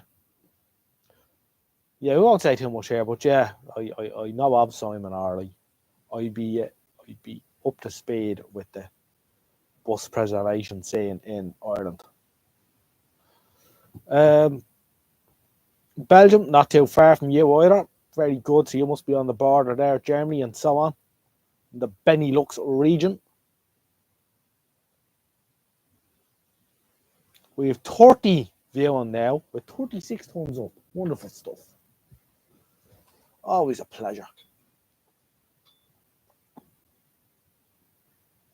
Near the same shape as the old Cavalier, that's right.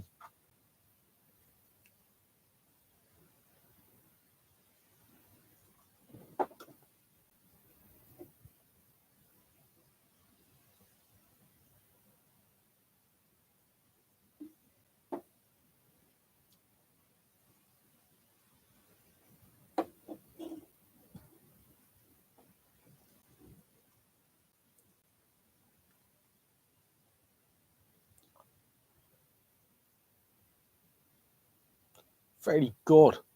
Very good indeed.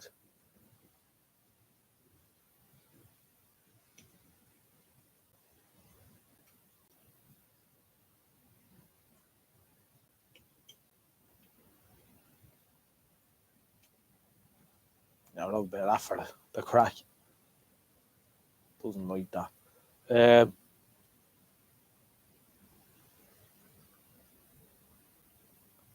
I had heard that alright, Matt.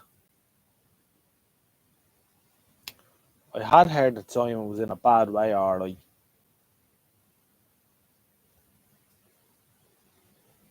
And in fact, yeah, what I had heard was that Simon probably should have been gone a while ago.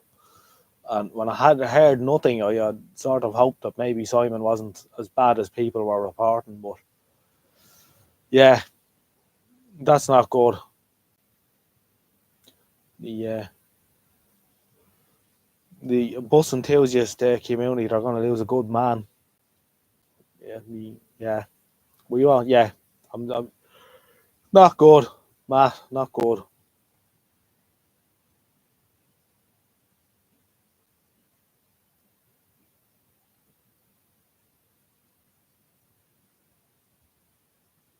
Luke Davis has popped in. Good evening. MVCF, forgot about that. Was thinking of making the effort this year. It's well worth the effort, of course. I was just talking about this earlier on because we were talking about the vintage bus scene or whatever being up there. And it's not what it was, but the lads up the north are doing their best and they're to be commended for making the effort. And hopefully the thing gains a bit of traction again and they get going back to where they were. It would have been 10 or 15 years ago. But we were just talking about today, what's the point of making the effort of going up and all this? But it's not just saying the buses, because 10 Bristol RDs in a row are the same, but it's the social aspect of it, meeting the people and making the effort and supporting the thing. And it's the same with the MVCF as well. It's not necessarily that you might go and get some wherever, but it's the different people that you meet, that you talk to through forums or through platforms like this all year, and you get to meet once a year in person, shake hands and talk nonsense in person, and it's great to do that. So I think the MVCF/RetroTech thing, it's certainly worth going to, just for that alone. And I certainly look forward to it. And every year they come away and I sort of think, I don't think I'll bother going next year, But then come sort of September, October, you start to get a bit itchy again. You're like, yeah, maybe I'll make the effort. And you do, and you're always glad you did,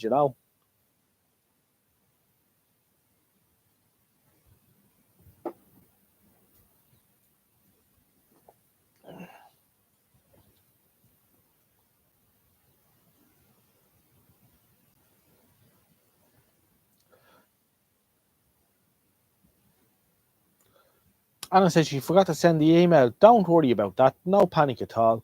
You do know the email address is on the channel anyway, so when you want to, it's odgenodgeodge@gmail.com. Whenever you get a chance, no panic. Liven it up, Luke. Yeah, Luke, go on, say something bananas that will just blow the.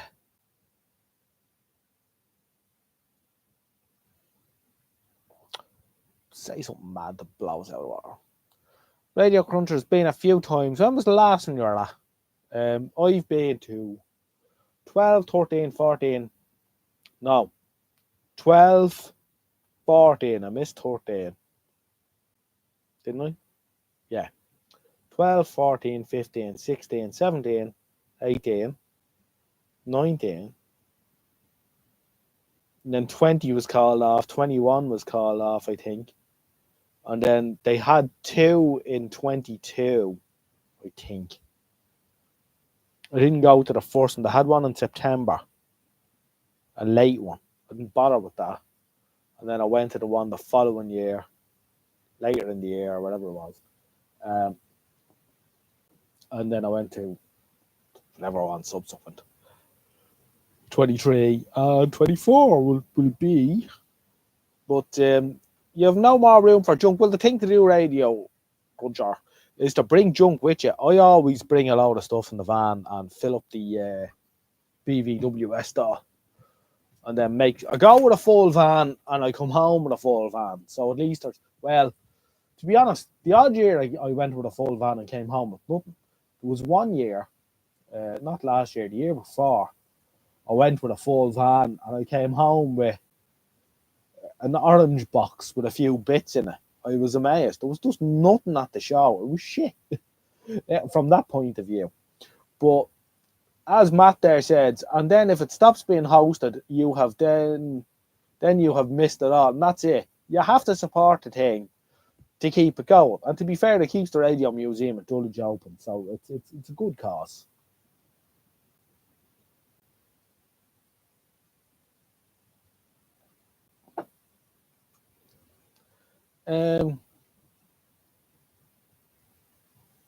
Everyone else is in the Scruff Dog stream, but I got a little sidetracked. How very good. I don't know what Scruff Dogs is, but it sounds wonderful. If you need anything bringing to MVCF, drop me an email. Thanks, Kev, gent. I don't think I do. Although there is something I want to discuss with you. But I'll talk to you at the MVCF for a couple of minutes about it. It's just some sort of an idea I have in my head. But it's business, not pleasure.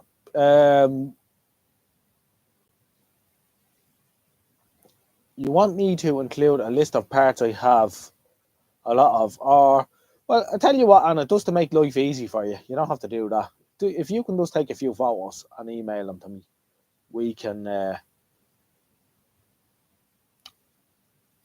I'll be able to tell everything I need to tell from them. Like a smoothly shaved leopard in a tutu, eating tiramisu with a long spoon, Luke has arrived. That is a novel way to describe it. I need to organise my hoard. Yeah. Luke, will you be attending the retro events? Retro.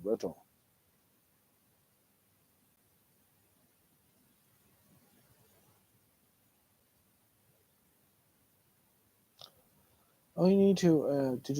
I've been the last couple of years since it. I've not been the last couple of years since it changed our retro tech. Uh, it's not as big as it was, but it's still worth. It's definitely still worth going to, Graham. So you can slag all the other fellas off and whatnot, which is always worth the effort. Luke says, plus no offence, I kind of know you more than Scruff. I came from Clive Stream. It's complicated. It sounds good, alright. May I ask what the MVCF is or refers to? The MVCF, Anna, is the old name for a show that's now called Retrotech, that is run by the British Vintage Radio. Sorry, radio is a very modern term. British Vintage Wireless Society.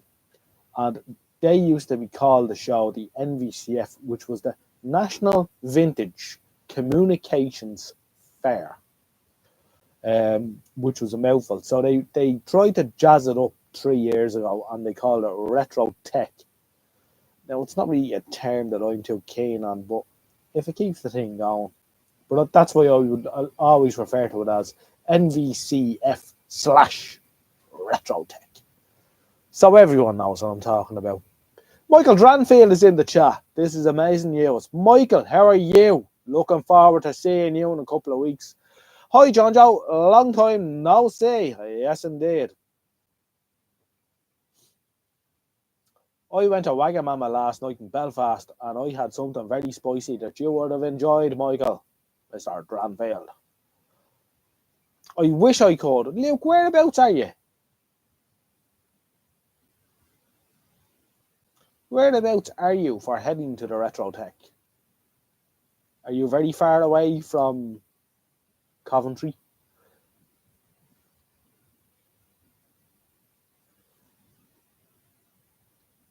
Essex bound. Bit of a spin from Essex, alright. Bit of a spin. Yeah, what would Essex be to Coventry? 3 hours? 3.5 hours, something like that, wouldn't it be? Yeah, bit of a spin, alright. Well, what I'd say to you, Luke, is if you can, make the effort. Right? Now, I think you don't drive, so that's going to be a handicap. So I don't know how you do that, but it certainly, if you've never been to an event like it and you're into that sort of stuff, it happens every year, yeah, but it might not happen next year. You never know. It's worth the effort if you can.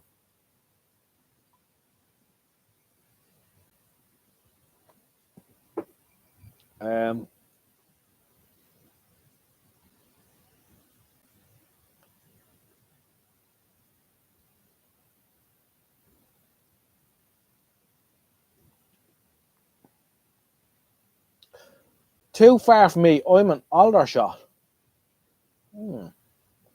Hampshire. Bit of a spin too, alright. But to be fair, I'm in Ireland, so it's a bit of a spin for me. It's about, when I get off the boat at Holyhead, it's about 4 hours, 4.5 hours down to where it is in the van. So it's a good spin. It's a good spin. Now, I drove professionally for 10 years or a bit more. So driving doesn't bother me at all. And driving the van it's not like driving a truck or a bus. So, Radio Hunter says, off now, John. See you soon, mate. Graham, thanks for calling in. It's always a pleasure to have you. And sure, we might see you at the Retrotech MVCF. And if we don't, we'll catch you down the road anyway. And the best of luck, and we hope you're fully recovered. Always nice to have you in the chat for the half an hour. Sadly, I've been working most Sundays, so I can't really swing into you. But if I get a chance tomorrow, I'll give you 10 or 15 minutes of me time and just say hello.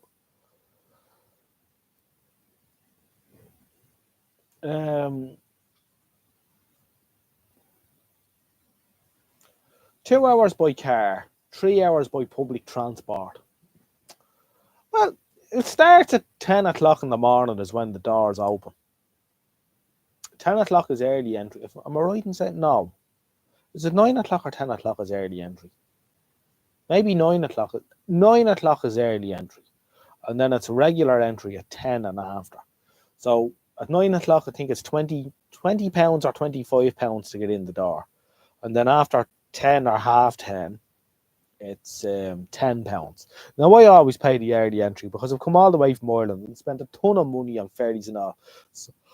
So it doesn't make sense not to spend the extra 15 quid and go in at doors open. So, you know.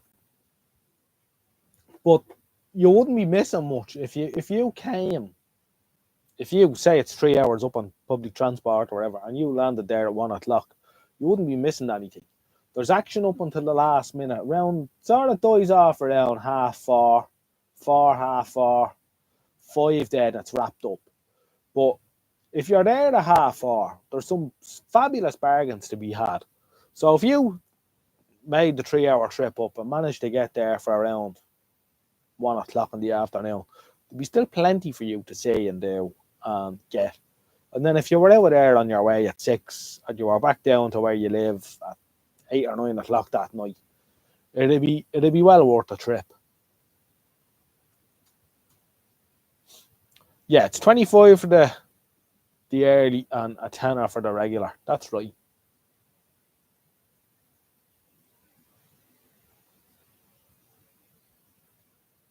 You're welcome, mate. Keep up the good work. Thank you, Graham. I'm doing the best I can here. It's not simple, as you know. See what you can do, Luke. But I would say it's well worth the effort. Look, if I was coming from the other direction, if I was coming from the south up to the north, I'd nearly offer you a lift in the van. But I'm coming the other way. I'm coming from the north to the south. So there's not a whole pile I can do for you. But to be fair, if you were to, I don't know if you're a member on any of the forums or that, but you could probably request, there's going to be people coming from your neck of the woods up to it. People come from the arsehole of Scotland down to it.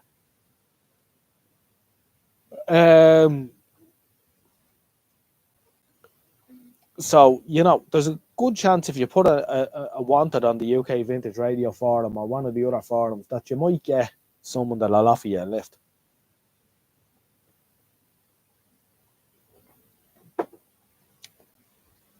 There's certainly ways it can be done.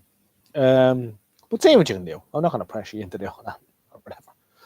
But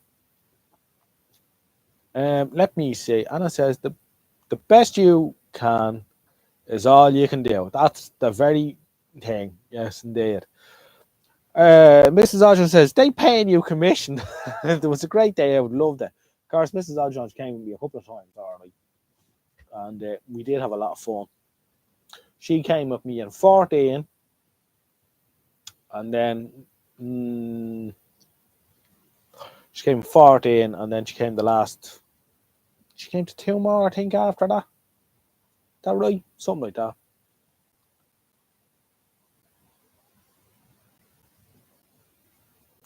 I'll get there one day.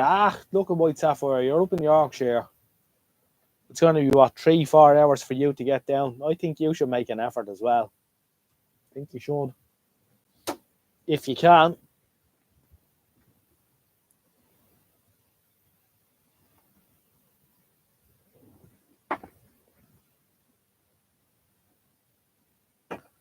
The spark gap on the focus electrode is ticking away the whole time there.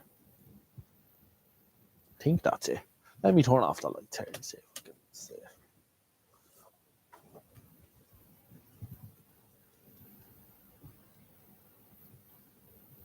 Can't see. I'll have to clean that tube base and whatnot. That's better.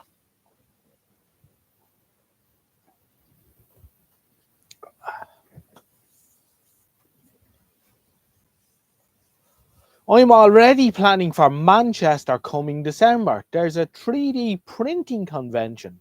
I am now a regular. Oh, so you travel over to the UK regular enough. That's cool. That's cool. The White Sapphire says, once I've got my life back in order. Aye.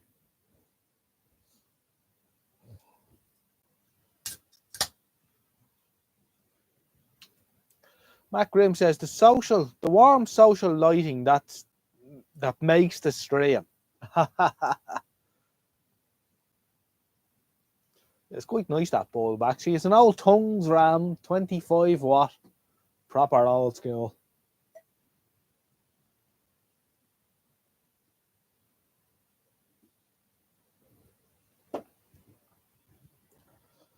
Was on Oxford last, the exam schools were a bit cramped. Oh, you're an educated lady. Not sure what I'd find at Retro Tech. Well, to be honest with you, if you go on the British Vintage Wireless Society page, you'll see a video of one from about, I don't know, 6 or 7 years ago on there. But it gives you an idea of what's there. And if you go on YouTube, a few idiots like myself, I never think he ever made a video at Retro Tech. Might do that this year, just walk around with the camera. But there's a few videos up there of lads walk around and show the stalls and that. So there's a mix of everything. It's not just vintage 1930s radios. So there's all sorts of stuff there. You could even get a little bit of retro gaming stuff there at times. A lot of test equipment, radios, sometimes televisions, but not so much in the last couple of years. There hasn't been that many TVs. But that sort of thing. And stuff can be very cheap at it. So, and spare parts and so on. So, well worth going. Transistor radios, stuff. Sometimes lads are selling laptops. Probably no extractor fans. No, probably can't help you there. Have we seen an extractor fan there? But you wouldn't know. There's all sorts of weird stuff there. You never know what's going to turn up. Some odd stuff has turned up over the years there. Now, obviously, it's shit like this that I'm after. The televisions, although not so much now. Because I probably have enough TVs at this stage. But that kind of stuff. Plasmas. Are you going to pick up a plasma there? I'd say probably not. Maybe in 10 years you might.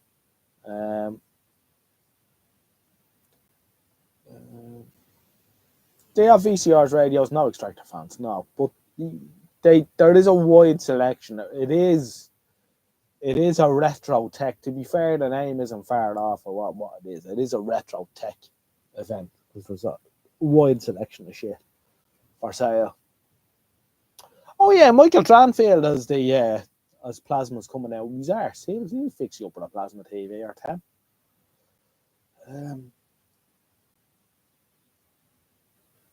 You got your plasma in the end. Very good.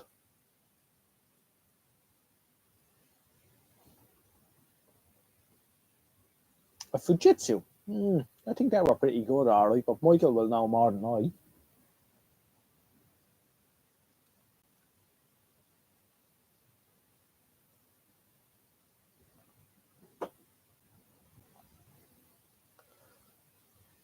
Absolutely.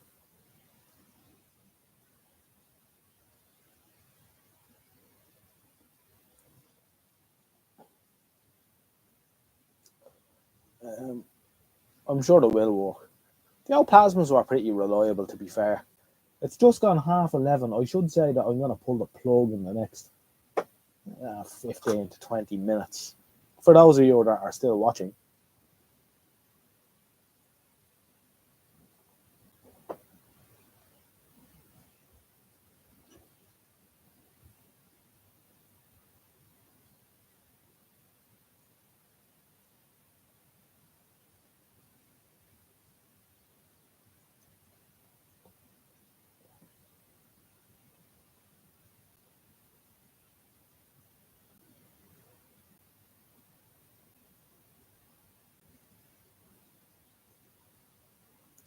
We're doing well.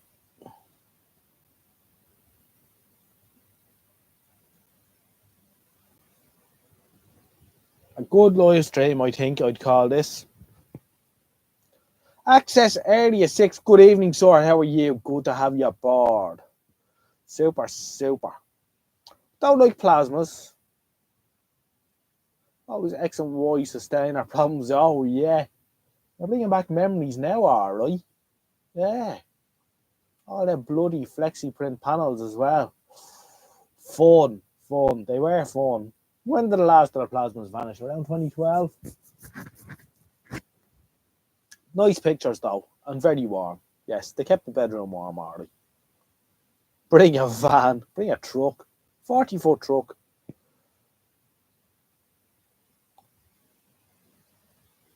Luke Davis says, also my neighbour replaced her old Beaco telly and never told me. What's with people agreeing to hold on to things, then never telling me, and then when I go to inquire, it's gone. That's happened to me 100 times, Luke, if not 1,000. It's just part of life. You learn to live with it. Joe King is in the chat. Been watching you from Taunton in Somerset this evening. Very good. Business or pleasure, Joe? Good to have you in the chat. I had to scrap out a plasma recently. I was getting to the high voltage drivers on the side, ended up breaking stuff, yeah. Then discovered years long flicker wasn't just imagined. It was bad caps. Yeah. They weren't the easiest to work on, to be fair. I don't think too many people in the TV trade, those few that are left, were sad to see the back of the plasmas. Heavy televisions to lift. Jim Gordon says, well, that's it for me. Thanks to you, Odge and all of your followers. It's been a very enjoyable stream. Good night. Jim, a very good night to you in Scotland. I hope it's not too cold up there tonight, although it's pretty cold here, so I'd imagine it's colder up where you are. And we'll catch you in the next one, Jim. Thanks for tuning in and for putting up with me tonight. Matt says, the image born in is legendary. Oh, yeah. I fell asleep with a DVD of Father Ted. The born in was there for months. With a Father Ted logo. Jeez. Yeah. The born in was bad, alright. Especially, you used to see them in bootmakers and some of them were terrible. And they go noisy as well in the high hours. It's this weird noise pattern effect on the picture.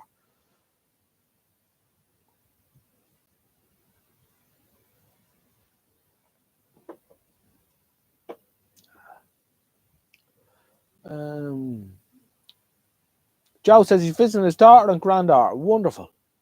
Good stuff, Joe. We'll talk to you soon. That EHT leakage thing is getting worse on that panel. Keep an eye on that. Need to take the CRT base off and give it a good clean.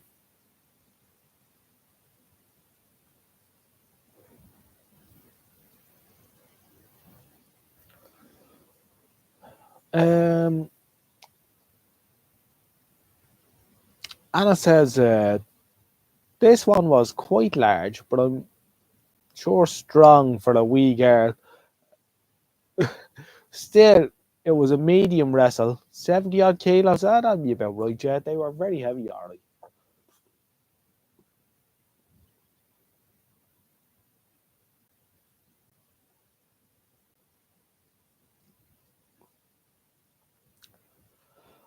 I struggled to move a Vision branded TV, writes Luke. It was absolutely massive, weighed 20 tons. Was a plasma and was next to an Acer telly. Acer. Oh, yeah, I remember them all. I think they were the cheaper end of the market. Matt Grimm says, I actually started volunteering at a repair cafe. Yeah, they're becoming popular now, are they? In my local town, all I have been repairing is radios, vintage and modern. Very good. I ended up using some of the plasma TV's large TO247 MOSFETs to make a dummy load.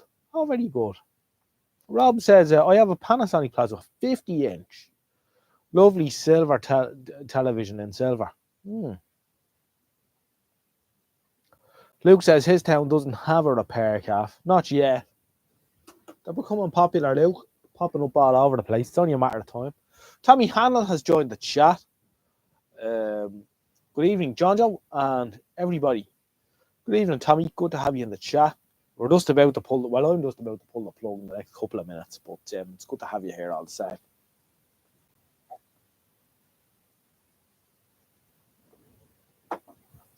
Matt writes, it's so hard to get info for new radios. A lot of guesswork indeed.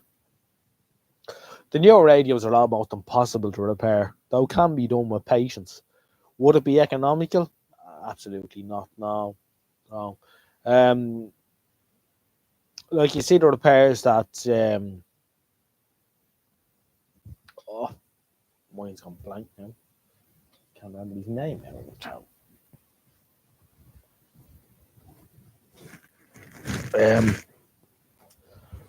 You see the repairs that some people are doing now, they're just not economical at all. In any way, shape, or form. Anna says, I'm the resident audio gear expert.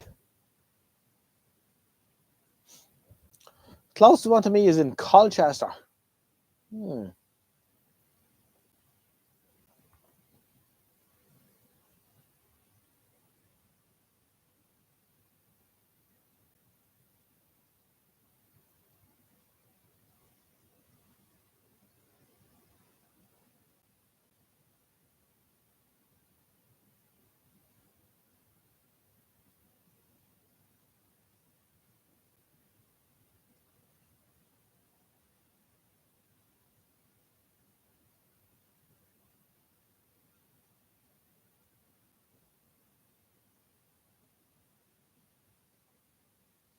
I mean, you see some of the repairs that Mark takes on. I mean, that he can't be making any money on these.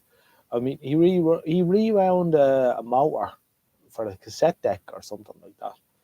It's mad stuff, you know. Now, dedication, absolutely, but it can't be a profitable business to be in, which would make you wonder, you know.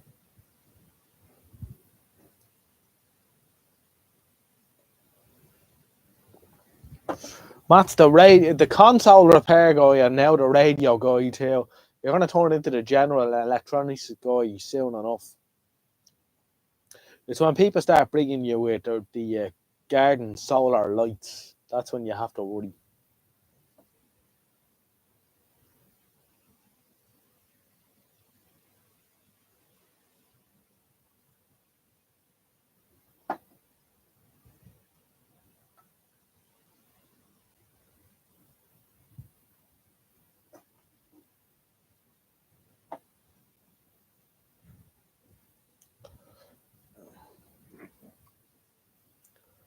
I have a listing on the Recycle Your Electrical site now.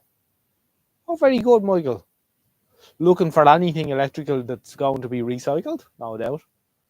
And it says, I rebuilt a motor for a cassette deck the other day as well. It took probably well over $1,000 in actual labour hours.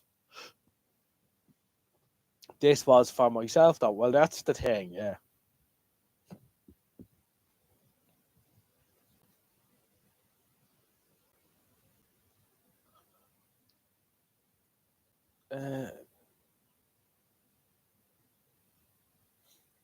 I think I'd go with the Fujitsu, Luke. Our repair cap is volunteer based and donations are small. Yeah, but I suppose when you go into a deal knowing that you're volunteering your time, well, I volunteer my time. I'm a trained HGV mechanic, but you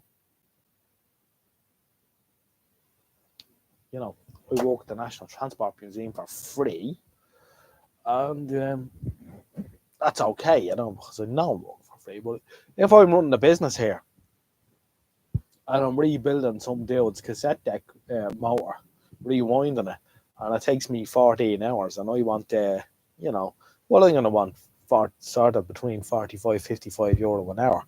to pay for rates and electricity and my time and so on and forth.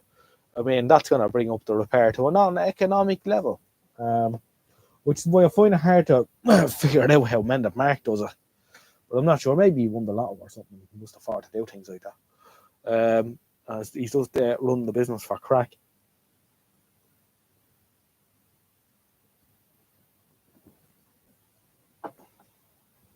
I love volunteering. I don't take any money and donate more. That's the same with me with the Transport Museum business as well, yeah. I struggle to name a price to charge people for stuff. I do. So do I, but then I look to my late mentor's picture on the wall there. I remember what he used to say to me. He says, knowledge is hard earned, so you have to charge for it. You don't give away for free what, cost you a lot of your time and whatever to gain.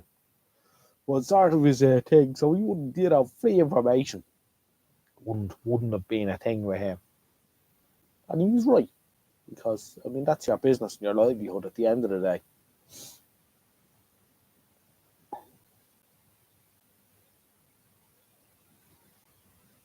Hey, if a repair cafe is a source for me to acquire EOL electrical, it's good for me. Good man, Luke. Michael, are you familiar with the Vision brand? I have a feeling it's related to Orion, like Alexis is related to Toyota. Michael's never heard of Vision. I'd steer clear of Vision. I don't know what that is, but it sounds bad. Yeah, the price is acquiring the knowledge necessary that made this job so easy. Well, that's it.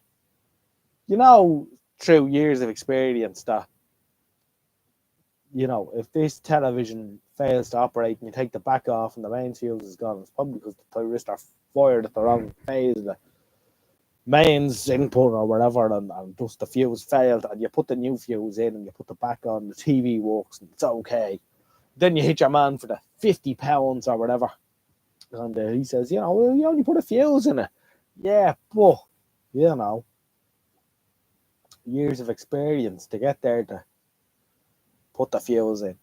It's one thing about the TV trade, and TV repairmen in general happen to be one of those sort of heads that did themselves, where they would, sure, look, I'm only fixing the TV, sure, give us a fiver.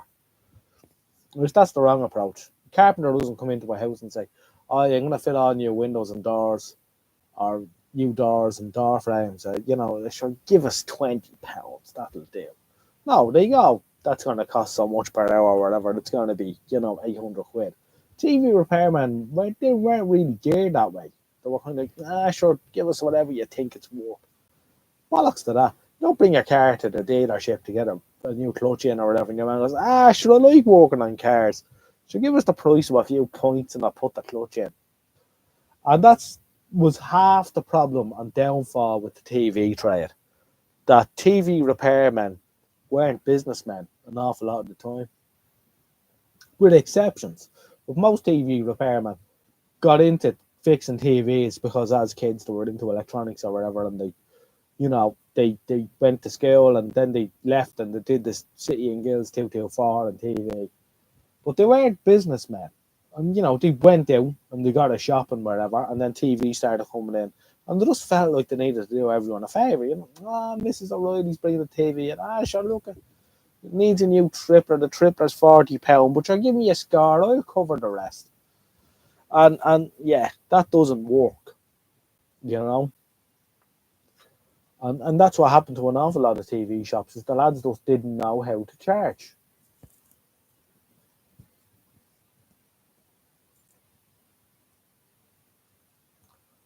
And that's why an awful lot of them ended up the way they did.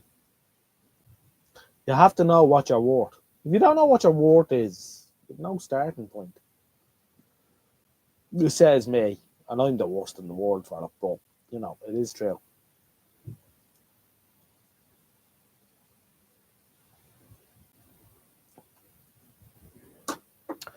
Willing antenna cable and wireless. Hi, Ajnod from Victoria, Australia. Saw you were live and just tuned in this morning, but I am under my business name account. Good evening, sir, or good morning. Good to see you keeping up with the live streams. Always enjoy. Thank you very much, and pleasure to have you.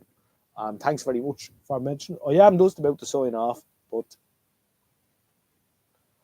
I'm glad you're keeping well, and you're obviously in the antenna cable and wireless business in Australia. So I hope that's treating you well.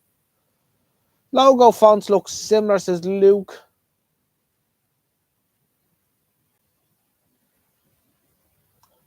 Never seen a 3-vision plasma TV. Is there a brand? I don't think they're that popular. I believe they're supposed to be used as monitors instead of television. Joe King says, I went to the recycling dump today and came home with a lovely ghetto blaster. So much tech thrown away that can be easily repaired. Excuse me, but not only that, Joe, so much tech thrown away that's actually still working, which is worse. But they've got it into the zeitgeist of the public that, the ad comes on for Harvey Norman or Curry's, and, your TV is 3 years old. You need to trade in your TV for a new TV because our new TV is so much better than your old TV. Spend £2,500 on this new TV. Free trade in and scrap on your old TV. But people believe this shit. It's really sad. Metal Man says, what's your tipple? My tipple sore is Terence Lara from Scotland.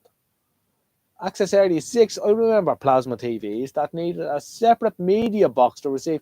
Oh yes, visions of the early Philips, alright. I remember the early Philips with the big huge umbilical cord. It was like a SCART cable on speed. I don't know, 6,000 pins on the end of it. It's like something you would have seen in a DC-10 or something. Hooking up the Autoland system to all the shit. Ridiculous. But yeah, I remember the media boxes alright. And that's simply because there wasn't enough room in the plasma set with all the shit that was in it to fit the tuner and stuff. Yeah. God, you're going back a long time there. You'd be talking 2001, 2002, when those Philips were out with the media boxes. I can remember them, just about. But yeah, what a load of shit. Wouldn't be too many of them around now, I'd say. A collector's item in their own right, for sure. Ian Deacon just called in there to say he's enjoying the evening. Very good, Ian. Good to have you here. I know you were here and whatnot.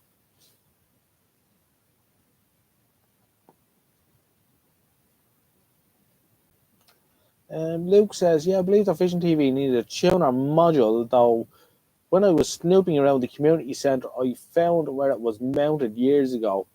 The silver speakers are on the wall. Very good.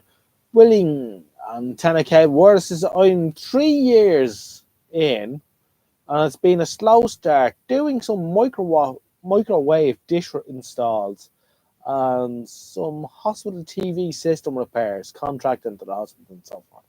Very good. Well, keep at it, and the best of luck to you. Once you're making money, when you start going negative in this kind of a business, I'd say, don't be afraid to pull the plug if it goes wrong. But if you're making a few quid and it's growing, keep at it. And if you're enjoying it, of course, keep hammering away. Don't work at a loss, though. And know your worth. Because I don't think there's too many people out there doing what you do anymore. Actually, the Vision used a Philips set-top box to receive its TV. The Vision was replaced with a Panasonic Plasma, but its speakers were left mounted to the wall. Yeah, early 2000 it was, yeah. 01, 02, I think. I remember one of them TV shop around 04, 05 when I had gone wrong. And I think it was a write-off as well, good to think about. About $7,000 new. Yeah, they were. I can only imagine television set from 2096. Glue everywhere, yeah. Won't. It'll just be a chip in your brain that'll send the TV picture direct. It won't have any external hardware. I do work that no other repair tech is willing to take. Stuff like one-off bespoke custom audio mixers and such. I'm in the sound system culture, the stuff from England's old year.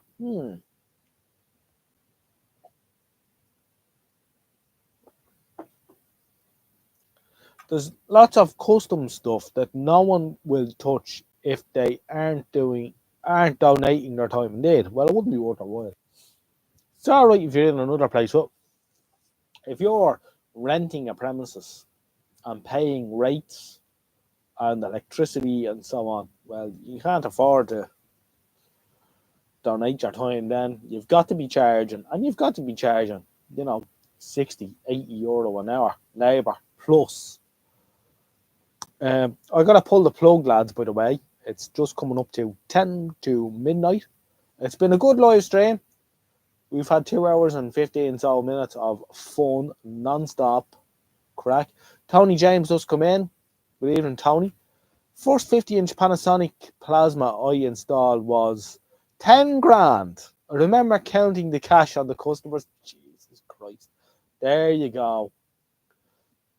Easy way to make money. Take a Buzzman fuse, polish the end caps, and tell everyone it's the best sounding fuse you've ever heard. It only cost 70 quid for a 5 amp one. I do charge about 35 an hour. I know it's cheap, but it's already hard to keep these bespoke units running. I like doing what I do, so I'm a little lenient on it. Well, that's, you know, you can allow for... What we used to do in the TV shop was, in cases where you'd have people that would come in that probably weren't that well off, and you'd know they were coming from hard times, and you'd go a little bit easier on them, because when the chap turned up in the 7 Series Beamer with his fucking Phillips match line or whatever, well, you might needle him a bit more, and you could sort of balance the thing out. So yeah, there's obviously give and take with all these things. Right, thank you very much, everyone. I'm going to pull the plug. I want to thank everyone for tuning in tonight and mention a few people that are here now, obviously, participants, which is Access Area 6, Anna, Joe King, Luke Davis, Michael Dranfib, Mike Gardner, Tony James, and our man from Australia, Mr. Willing. Thank you all for tuning in. We'll catch you in the next one. And it's been a pleasure, as always. White Sapphire Star 2. We'll see you soon. Good luck. Beep.